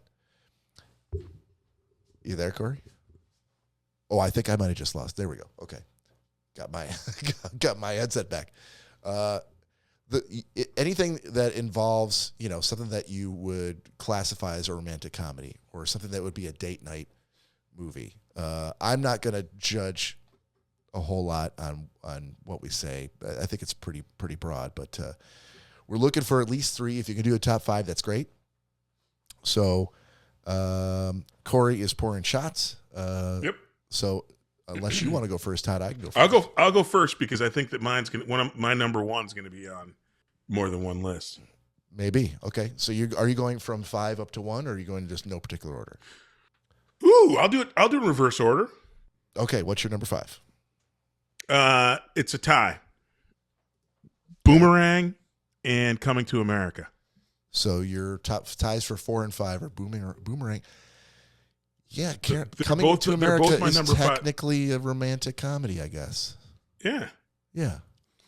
That's why I'm like, and Eddie Murphy stars in both of them, and I put those on the same tier. I don't generally think of Coming to America as a rom-com, but you're probably right. I mean, he is fighting for the affection of a woman. She's your queen to be. No, Patrick, Death Proof is definitely not a rom-com. Okay, what's your number 3 then? There's tied for 5th. I'm at number 4. Coming in at number 4. So you're not doing 6 movies. Hold on. No. Top 5 means like if you couldn't decide whether the last 2 were 4 or 5, you're just like these are tied. Then they're tied for number 4. Damn you, Gina. She took one off my list. No. Oh. So you're giving a 6? I didn't say top 6. I'm calling horse shit on that. Look, you can do it however you want, but you need to give us your top 5. I don't care how I'm giving you not top 6. 5. Top 5. 2 of them. No. But that means that there should only be 3 more. Because that equals 5. Nope. Yep. No, yes. Coming in yes, 5th place 100%. was a tie. Dude. All right, let's just do Todd's top 25. Go. No, let's not do no. Todd's going to do 3 more, and then I'm going to stop and mute his mic, and I'm going to go over to you, Cory. Number 4, Todd. That's crap. Coming in at number 4 was also a tie. No, Pretty Woman and Date Night. Okay, so what's your tie for number 4? Date Night. Pretty Woman, because I know that Mary would kill me in Date Night. What does Mary have to do with picking these top 5? That's who I'm watching a rom-com with, Bob. Yeah, but you're your own man, Todd. You can have your own opinion. So, all right, then hang on, Todd. Then strike Pretty Woman. I'll just let Mary deal with that with you. Yeah, that's fine. Tell Mary she can come on the show if she wants to give her Date Night. Date Night. And Todd, I had your back for the first tie at 5, but the tie at 4, buddy. Come on. Yeah. So you're giving us 10 movies? Yeah. They're all a tie. No, there's no more ties after 4. The 4 and 5 spots were tough, but I'm done now. Jesus. Number 3 is Groundhog Day. That's your number 3? That's my number 3. All right. You got 1 more. No, I got 2 more. No, you don't. I'm guaranteeing you don't. The number 1, the best rom-com of all time. There's something about Mary then. Fuck you. Oh, you just skipped number 2? Yeah, I did since Bob screwed me. Well, because you're not playing by the rules. I literally said. You didn't freaking write down the rules. I said when we started, I'm like, hey, this is going to be kind of broad. I don't want to tell you like your movie's not a rom-com. That doesn't count as a rom-com. Like that's not really for me to say. And when he said Coming to America, I'm like, oh no, I get it. That's totally fine. What I didn't count on was Todd coming up with like 9 or 10 movies for a top 5 and trying to tell me that all of them were ties. And just then him refusing to limit it to 5. I'm like, no, 5. Just top 2 5. of them were ties. I don't care the ties or anything. 5 movies, and that's what I got from you. This is dung. I think we might have to have Patrick and Gina. Yeah, on let's go at the same time. Let's go with because they're definitely going back and forth. So I see. You're right. I see. Gina says 50 First Dates, which is a classic pick. And then Don't have any ties though, Gina, because you'll get freaking repressed. Yeah, no. Top 5. Any reasonable person. 5. Top 5 movies. 5 is the limit. Not top like variable or infinite number. That's what she said. Top 365. Jesus Christ. So yeah, Patrick, give us some of your choices here. Top 5 rom-coms. Cory, you want to go? Sure. Okay. I don't know if I can do these in any particular order. You can do them in any particular. You don't have to do them from 5 to 1. All right, Make sure you don't have any ties, Cory. Yeah, 5 is the limit. I do not have any ties. Yeah. That'll be a deuce. You know why? Because it's more than 5. Dickhead. Wow. I'm going to break the one unbreakable rule of a top 5. I'm going to give you 6. Because I'm Todd Dillon. I've been bringing it since minute 1 of this podcast. Right. Oh, Patrick, that is a good one. Yeah, grown-ups. Grown-ups? Yeah. Again, I don't think about that I just think of it as a comedy, but he's probably right. There's some rom-com shit in that movie. Hitch is a straight up rom-com. And I don't mean straight up like straight guys. I've been called on the carpet for that before. Like, oh, straight. You mean not a gay thing? Okay. Bros is a rom-com. It's good thing we didn't do 10 because Bros is a rom-com, Bob. Bros is a rom-com. Yeah. Yeah, you can't throw that in there as your 7th movie. No, I was going to do Think Like a Man. I don't know that I'm familiar with that one. Oh, that's a Take your really word for good it. one. Who's in it? That's a really good one. Steve Harvey, and he actually is the writer of it. Okay. It's a who's who. Kevin Hart's in it. It's got, if you saw the cast for that, there's like 8 freaking big stars in that one. Got it. Okay. You still thinking, Cory? Oh, no. Sorry, I was just waiting for you guys to finish. Yeah, no, okay. So again, Gina picked one of mine. 50 First Dates is a great one. Yep. And I just realized too that my list is very Sandler heavy. Nothing wrong with that. Again, I'm not judging. As long as you end up with 5, you're good. So Just Go With It was another. That's a Sandler movie? Adam Sandler, Jennifer Aniston. Oh, I don't think I've ever seen that. Oh, well, I got to put that on the list then. You might have. Oh, to. there we Gilmore. go. Okay. Gilmore is not a rom-com. I was like, you just said you were going to judge.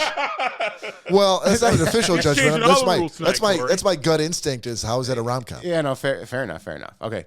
Unless you're trying to do a straight 5 Sandler pick. No. Did you go Wedding Singer? That's a rom-com. Well, I to be honest with you, wasn't one of my favorites of his. I get it. Clueless, which is a huge chick flick. I get that. Is the rom part of the rom-com between her and Paul Rudd? And it isn't Paul Rudd her brother? Stepbrother. Yeah. Okay. That makes it slightly better. Son-in-Law with Pauly Shore. Oh my God. Todd, have you ever seen that? I really couldn't tell you the plot of the movie. Not, no. Is it a rom-com? Yeah, it is, because he meets a girl in college. He's the RA and ends up going back to her family's house for Thanksgiving break. And he's basically he falls in love with her, and she's dating a guy from back home. This kind of sounds like the plot of Wedding Crashers. Along the same lines, except just Pauly Once Shore. they stop Pauly crashing Shore-esque. weddings and end up at the mansion. Yeah. Okay. So Son-in-Law. So that's what, 3. Empire Records. Another one that I think I've seen it one time, but I don't think I can remember anything about that movie. I've never even Does heard that of have that. Mila Jovovich in it? Yeah. Oh, that's why I saw it one time. Yeah, Empire Records. That's 4. So Four. Yeah. last one we have to go Chasing Amy. Solid pick.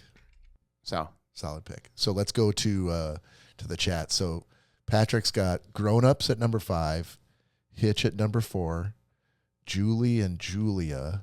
Oh, I don't think I've Julia. I don't know that one. We're gonna have to quickly Yeah, look it up. take a look at that one. Not that I'm questioning that it's a rom-com or not.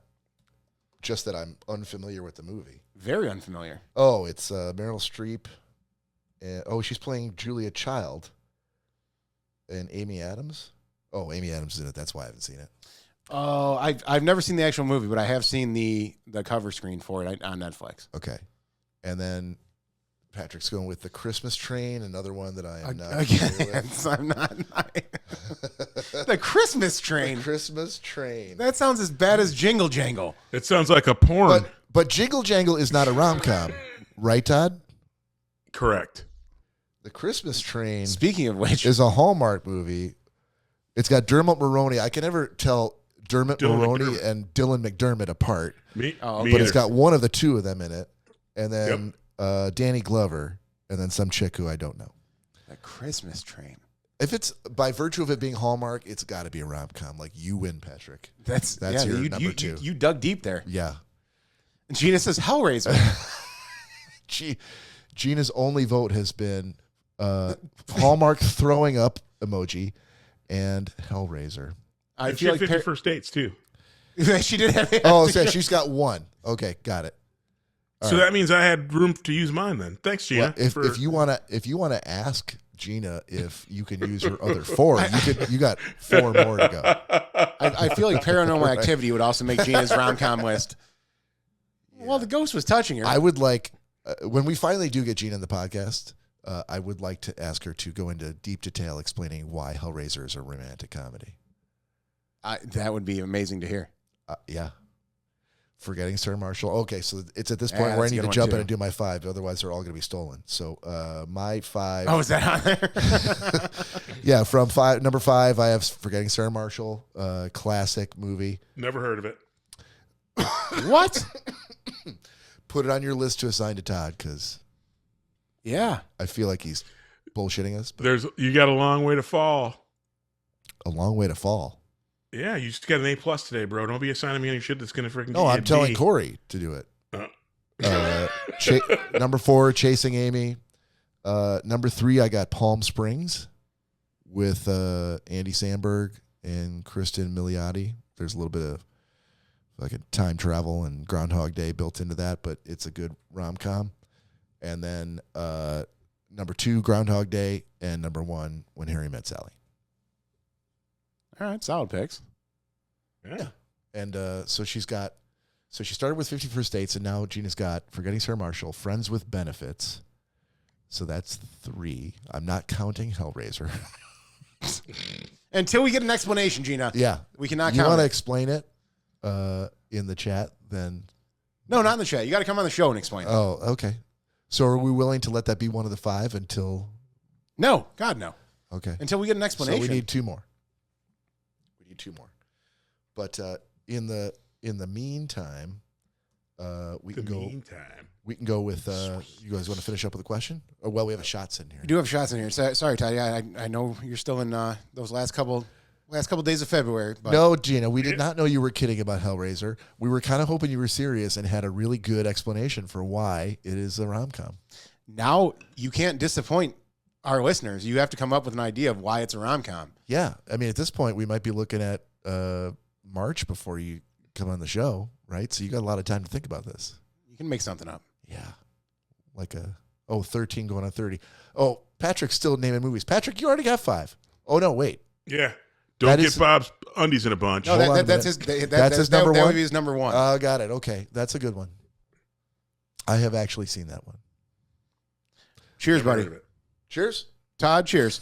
Salute. Todd's gone from naming shit synonyms to just saying, never heard of it. Ooh. All right. Any Jennifer Garner rom-com? That's fair. Let's end with a little existential question.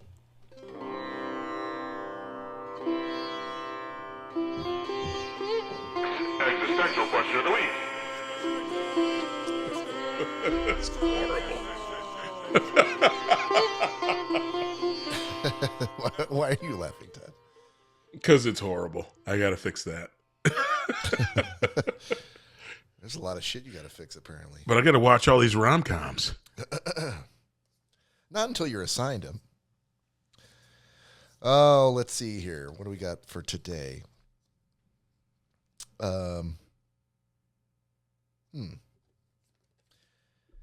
Trying to think of one that we might be able to involve. Oh, Bridesmaids. Yeah, I guess between Kristen Wiig and the cop. Okay. Yeah, I'd say that's a bit of a stretch. I'll allow it. You're all good, Patrick. You don't need Pitch Perfect. You had 13 going on 30. That was your number one. Again, top 5. I'm not sure what people don't understand about this. And I also, again, I don't know what's going on with my voice. Yeah, I Pitch Perfect too. Like that, I think that would be on the cusp of a rom-com. I couldn't tell you the plot of Pitch Perfect. Oh yeah, don't know. I've seen all of them. Sorry to hear that. Yeah, the first one was good. After that, I'm like, oh, okay. But Anna Kendrick's in it. How many of them are? Oh, now I get it. There's like 4 of them, I think. Are there 4 of them? Yeah. Fuck. And Adam Devine was in, I know, at least the first 2. So, numbers 2 through 4, I take it the only reason you're seeing them is like, you're like, hold on, is Anna Kendrick still in it? Oh, yeah. Yeah. And you're like, okay. Yeah. I guess if there's nothing else on. Like that was more of a. If Hellraiser isn't playing. Then I don't know what I'm touching myself to. Right. So, might as well find Pitch Perfect. Yeah. All right. This might not be bad. Tell me if we've done this before. Existential question for this week. What do you treat yourself to now that you couldn't have as a kid? I don't feel like we have done that before, but Shit feels like it's a low-hanging fruit type of question. well, yeah, I would say, because I would say just about everything. Anything you wanted as a kid that you couldn't afford, or you couldn't talk your parents into buying you. Yeah. So name one thing. There's so much. Name one. A laptop. There you go. Cory's done. Begged my parents for years and years and years. Never got one. That's actually a really good answer. And then once I became an adult, I was like, oh shit, I can buy my own laptop. I don't know if you got lucky, but that's a really good answer. Todd, how about you? What do you treat yourself to now that you couldn't have as a kid? Maybe manure bags to pick up dog shit. So you're just picking up You had to dog pick shit them with your hands as a kid? Exactly. Okay, it makes sense. It's a treat. Got it. I don't know about you, but I legitimately had we would use 2 of the paper bags, not plastic bags, but the paper bags you get from Kroger, 2 of them, one inside the other, and like a little tiny shovel from like a gardening shovel. Oh, that's it. We had a gardening shovel.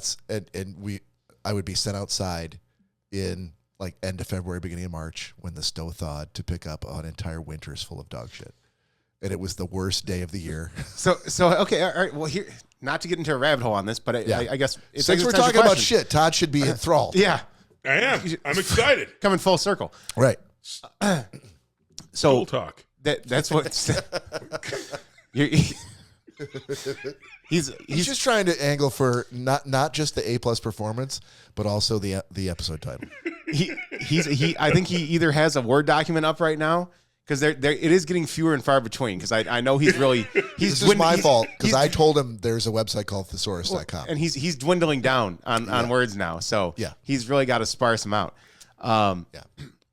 But either way, so yeah, no, that's what we had when we had dogs. When I was living with my parents and growing up, right? It was literally just a tiny garden shovel. Yeah. And sometimes you're like, well, this dog took him this big from tip to the handle. Yeah, I mean, this dog took a massive shit. Like, that's not going to fit on there. So you got to like break it up and toss it in the bag and come back. I'm gonna make myself gag. Yeah. But the key was to get out there while it was still cold and they were solid.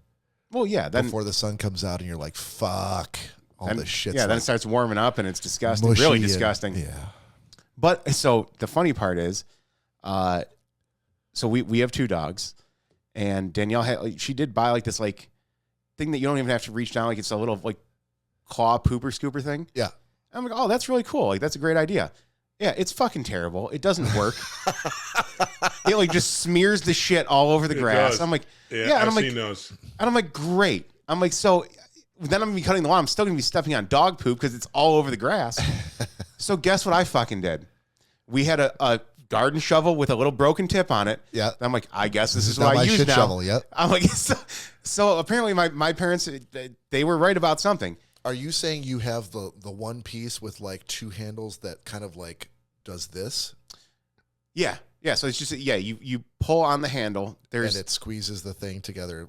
Yeah. Hopefully, It's like through through the grass. a claw, and then just like a claw machine. All right. I have. So this is generally this goes the other way because there's nothing that I have that Cory doesn't already have a better version of. But in this case, it's a 2-piece. It's a 1 piece with a handle that has just the the shovel part on it, like the receptacle, and the other piece is like a 3-prong. So you put it down on the grass, and you just like literally just like bink, bink, bink. Which is not, it works really well. Which is not bad. Really well. Bink, But bink, bink. going back to the original question of what we have now, Yeah. that we're adults. That What we do you didn't treat yourself to now that you couldn't have as a kid? So we now have the pooper scoopers come over. Yeah. Oh, you've hired someone. $15 a month. They come over every Monday and pick up our dog shit. That's not a bad idea. Do they do a good job? Like, Oh yeah, they Okay.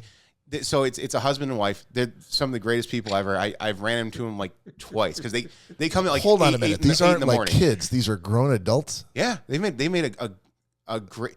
I'm sorry, it's the Turd Finders is the name of their. There you go. That's the legit. That's on their. I believe you. Their business card, the Turd Finders. Yeah. They come over between 7:30 and 8 o'clock every Monday morning. Go through the backyard. They do a grid search pattern. That's the only way to do it. Wife goes one way up and down the entire yard. He goes the other way.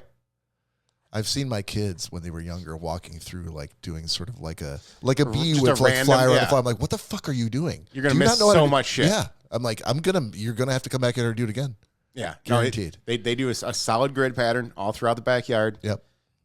Don't get me wrong. There's been some times where you can go back there and there's one miss, but again, there's also times that I'm like, well, I didn't cut the grass last week, so it's a little bit longer than You're what. like, I'm writing you a check here for $14.25 because that of big that log, one. that Yeah. big log you missed. Yeah, I stepped on it.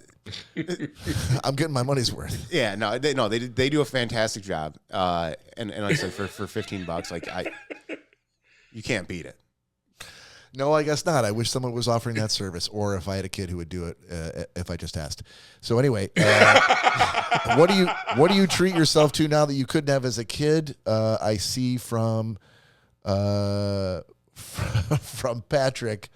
I think we've got what answer do we have here? I thought I saw him put one up there. Someone said shit spatulas. I feel like that was Gina.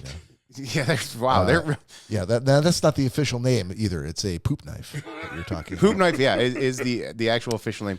Yeah. And wow, I don't. Okay, What? are we going to really have Gina on after? Is this how I found this podcast? Searching for turd finders. She talks a lot of shit, no pun intended, when she's in the chat and not on the show. Yeah, That's okay. We have asked, nay, dared her to be on the show, and it didn't work out this week, but she's going to be on the show. It'll be fine. We can't wait to have her back. She's always been a great guest. We have a great time. And hopefully when she's looking us in the eye, she won't be as cruel as she is in the chat. I hope Hopefully. not, 'cause We'll see. I'm about to cry a little bit. We'll see. My answer, I think, here would be good quality sugary breakfast cereals. Oh, like the. I can't. Doesn't matter. Oprah. No, Whatever you normally eat, I didn't get to eat any of that shit when I was a kid. Yeah, but what's your So favorite? now it's all Crackling Oprah. Crackling Oprah. Yeah. no. My parents would have approved of that cereal. They just wouldn't have bought it because it was It's it would have insanely been expensive. Insanely expensive. Yeah, they would have been like, "What? I could buy 5 bags of cereal for that." You know how many bags of grains I can get and just put in milk for you and Yeah. call it cereal? I'm like, well, this is why I went to college, so I could get a job that affords me to be able to pay for Cracklin' Oat Bran. There you go. So, not the ones that come in. Yeah, not the 5-pound bag. I'm not gonna lie, those are some good cereals. What's that? The 5-pound bag ones? Those like commercial value They're bags, like generic, like very generic. Yeah, like the off-brand Fruit Loops. They're So not bad. No. yeah. Hang on, Todd. No. Hang on. No. Hear me out. So the one that is the best is the off-brand version of the Lucky Charms. And I know what you're gonna say already, but it literally, you like normal Lucky Charms, after like a minute in the milk, it's mush. The marshmallows are all the dyes running through the milk. Everything's very soggy. The $1 5-pound bag of Lucky Charms stays crisp. What are they called? Lucky Stars, I think. Unlucky Charms. Lucky Charms. And by the way, sorry not to cut you off here, Corey, but I'm looking at the chat now, and there's some shit talking going on amongst our fans. One of whom is a self-proclaimed superfan. No one got pushed to April. What we have going is so next week we have James Krabby Pappas coming on the show on the 22nd, and then on March 1st we have Girl Dinner, and then I think there's one weekend after that with like the 8th, which is a possibility for either of you. We'll let you fucking fight it out to the death, cage match. But then the next 2 Saturdays after that, I'm out of town, and it has not been decided yet whether or not Cory and Todd are going to do a show, just the two of them. But obviously they can. So that's that. But that's not for me to say. So that's still in development. Flux, as it were. Flux. We're flux capacitoring that shit. And this shit about Gina just randomly stopping by and then one of a choice. Like, listen, you could have done that at any point and never have. So I'm double dog daring you to do that now. Double dog dare. Yeah, put your money where your mouth is, Gina. At any rate, I think that, do you want to do one more question, Todd? Sure. We do one more. I think I had another good one that I don't think that we had done before that may be good for for our 2 guests in the room.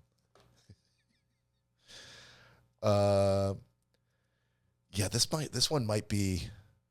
All right, let me try this, Todd. I feel like this one might be one that might require us to do some deep thinking about beforehand. This isn't like an answer in 60 seconds kind of a question. What frivolous hill are you willing to die on? So it's got to be something that you're going to die on that hill, but it also has to be completely frivolous.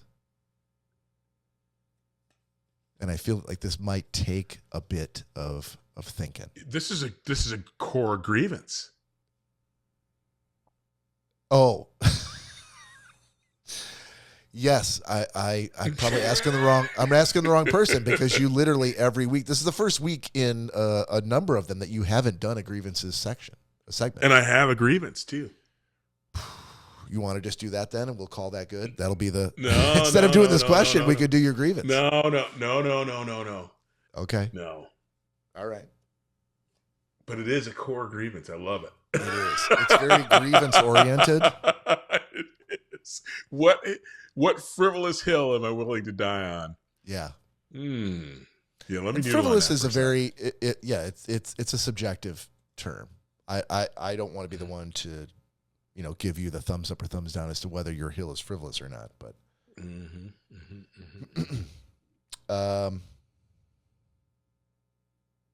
I could do that. I could do this. This might not be that bad. Name that tune in four notes. 4 notes.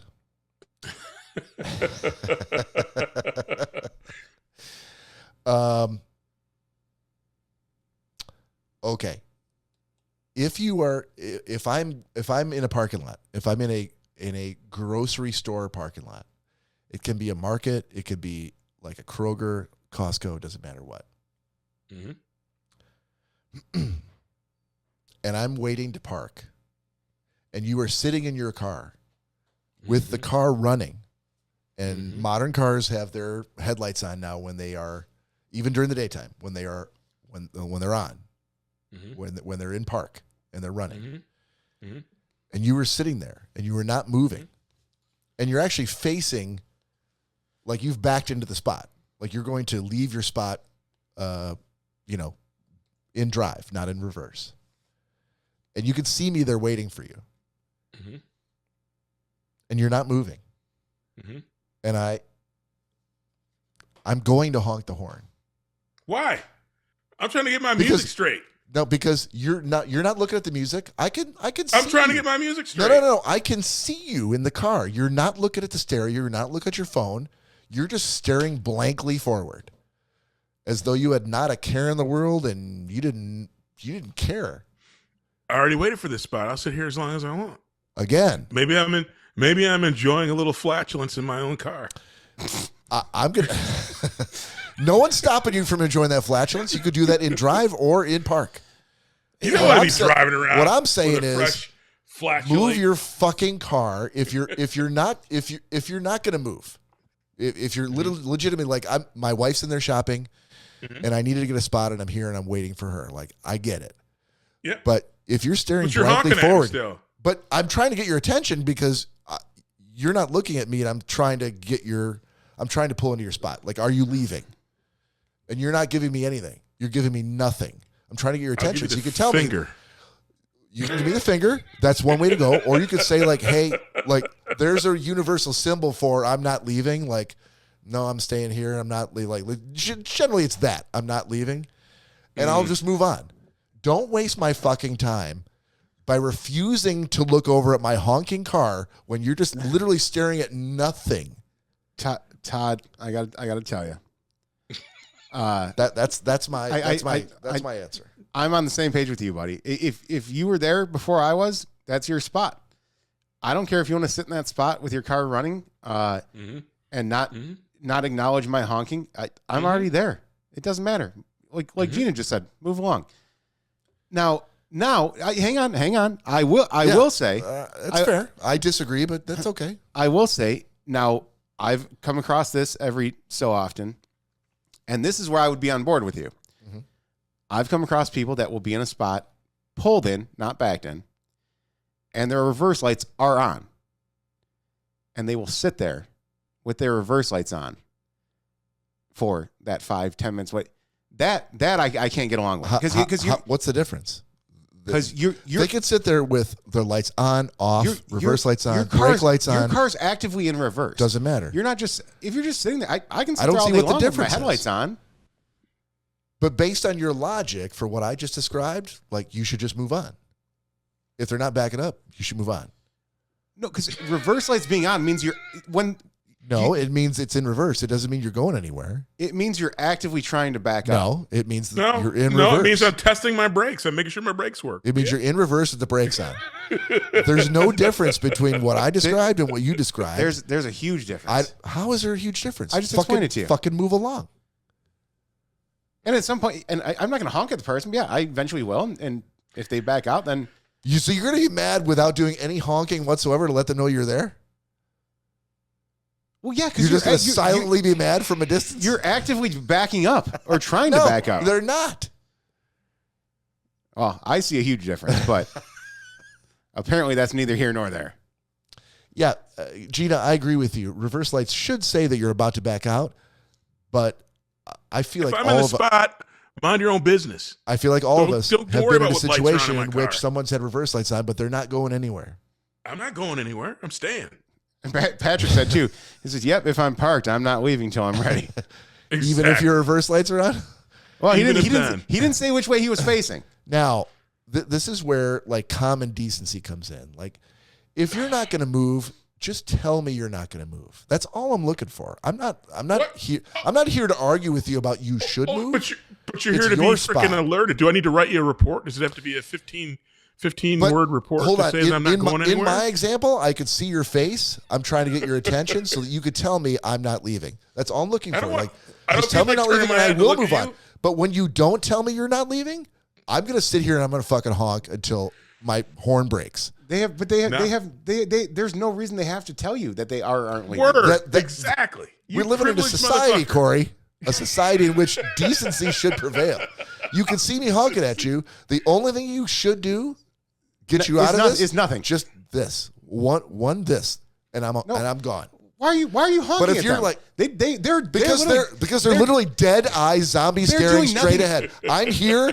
They won't even look at me. You know a horn is meant for when something is happening, and that's No, a horn is meant for whatever I need it to do, and in this case, it's meant to get your fucking attention. If you were to look up the When I roll into a parking lot and anybody's sitting there, I tell Jerome just to move until he gets to an open spot. Jerome.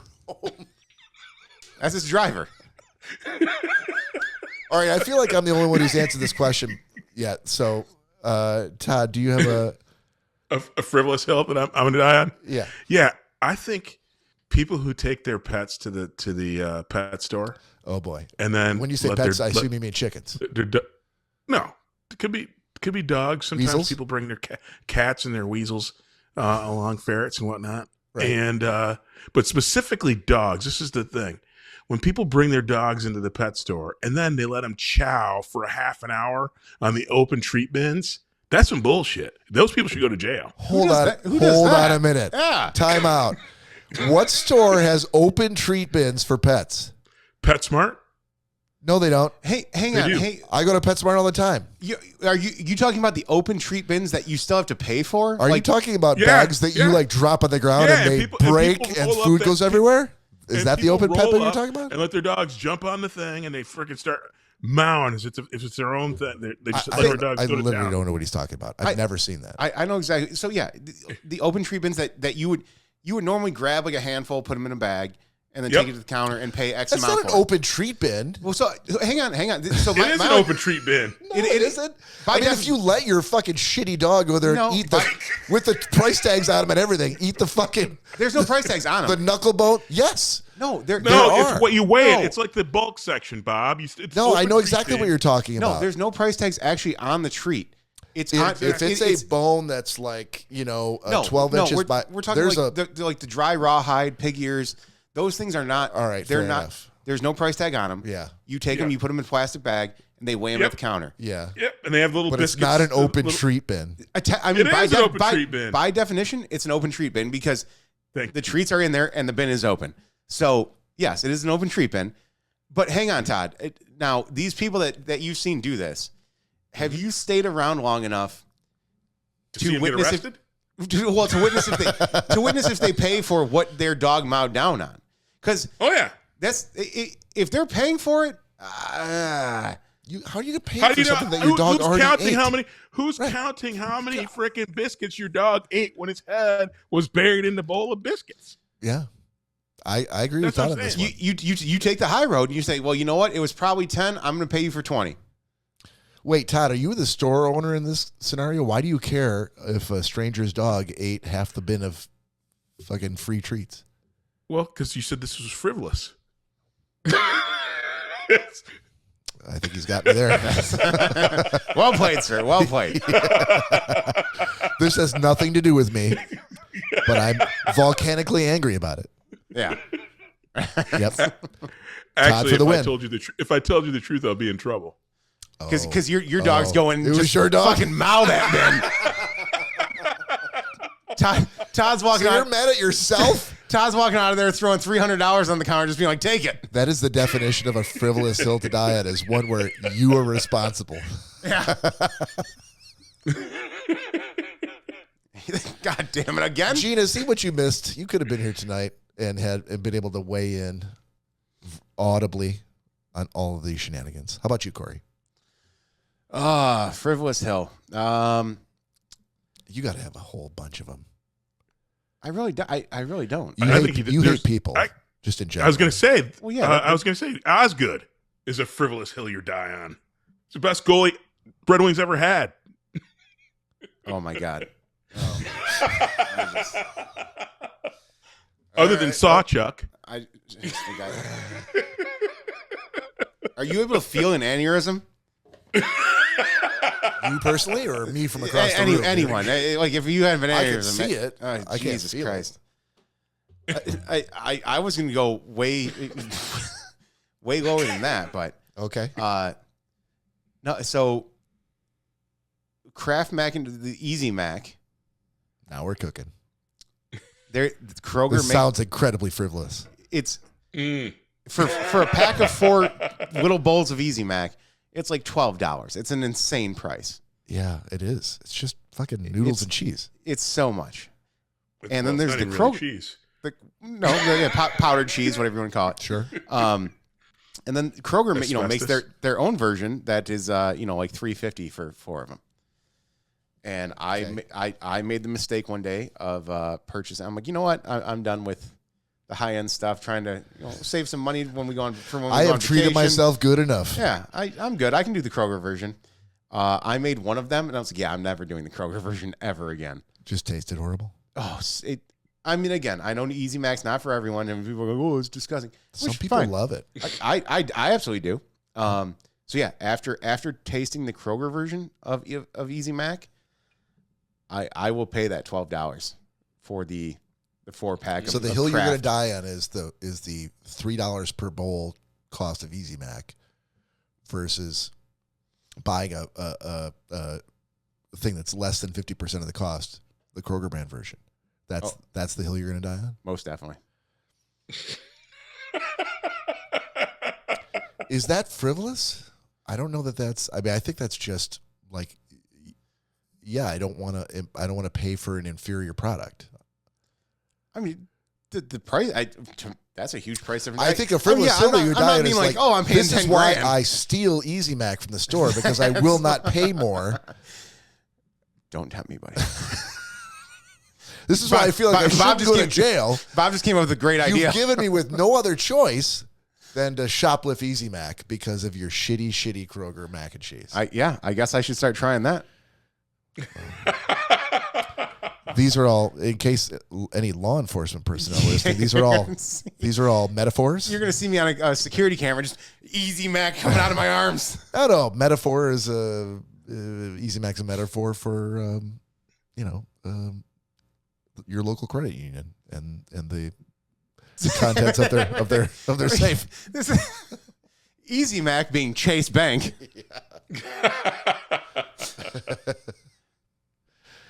Oh no!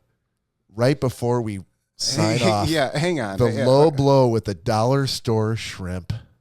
Oh well, hey, I was even before that. So Patrick said Jim Price was the worst baseball color man in MLB history. That dude should have retired 50 years ago. I don't know that that's a frivolous hill. I think that's just a fair observation. Legitimate beef. Yeah. I wouldn't even call that frivolous. It's just the beef. I mean, sadly, it means that if you were playing legitimately, Patrick, I would have to tell you have to pick again because that doesn't qualify. But don't pick 2. Don't have a tie because it'll be bullshit. And dollar store shrimp are fucking good, Gina.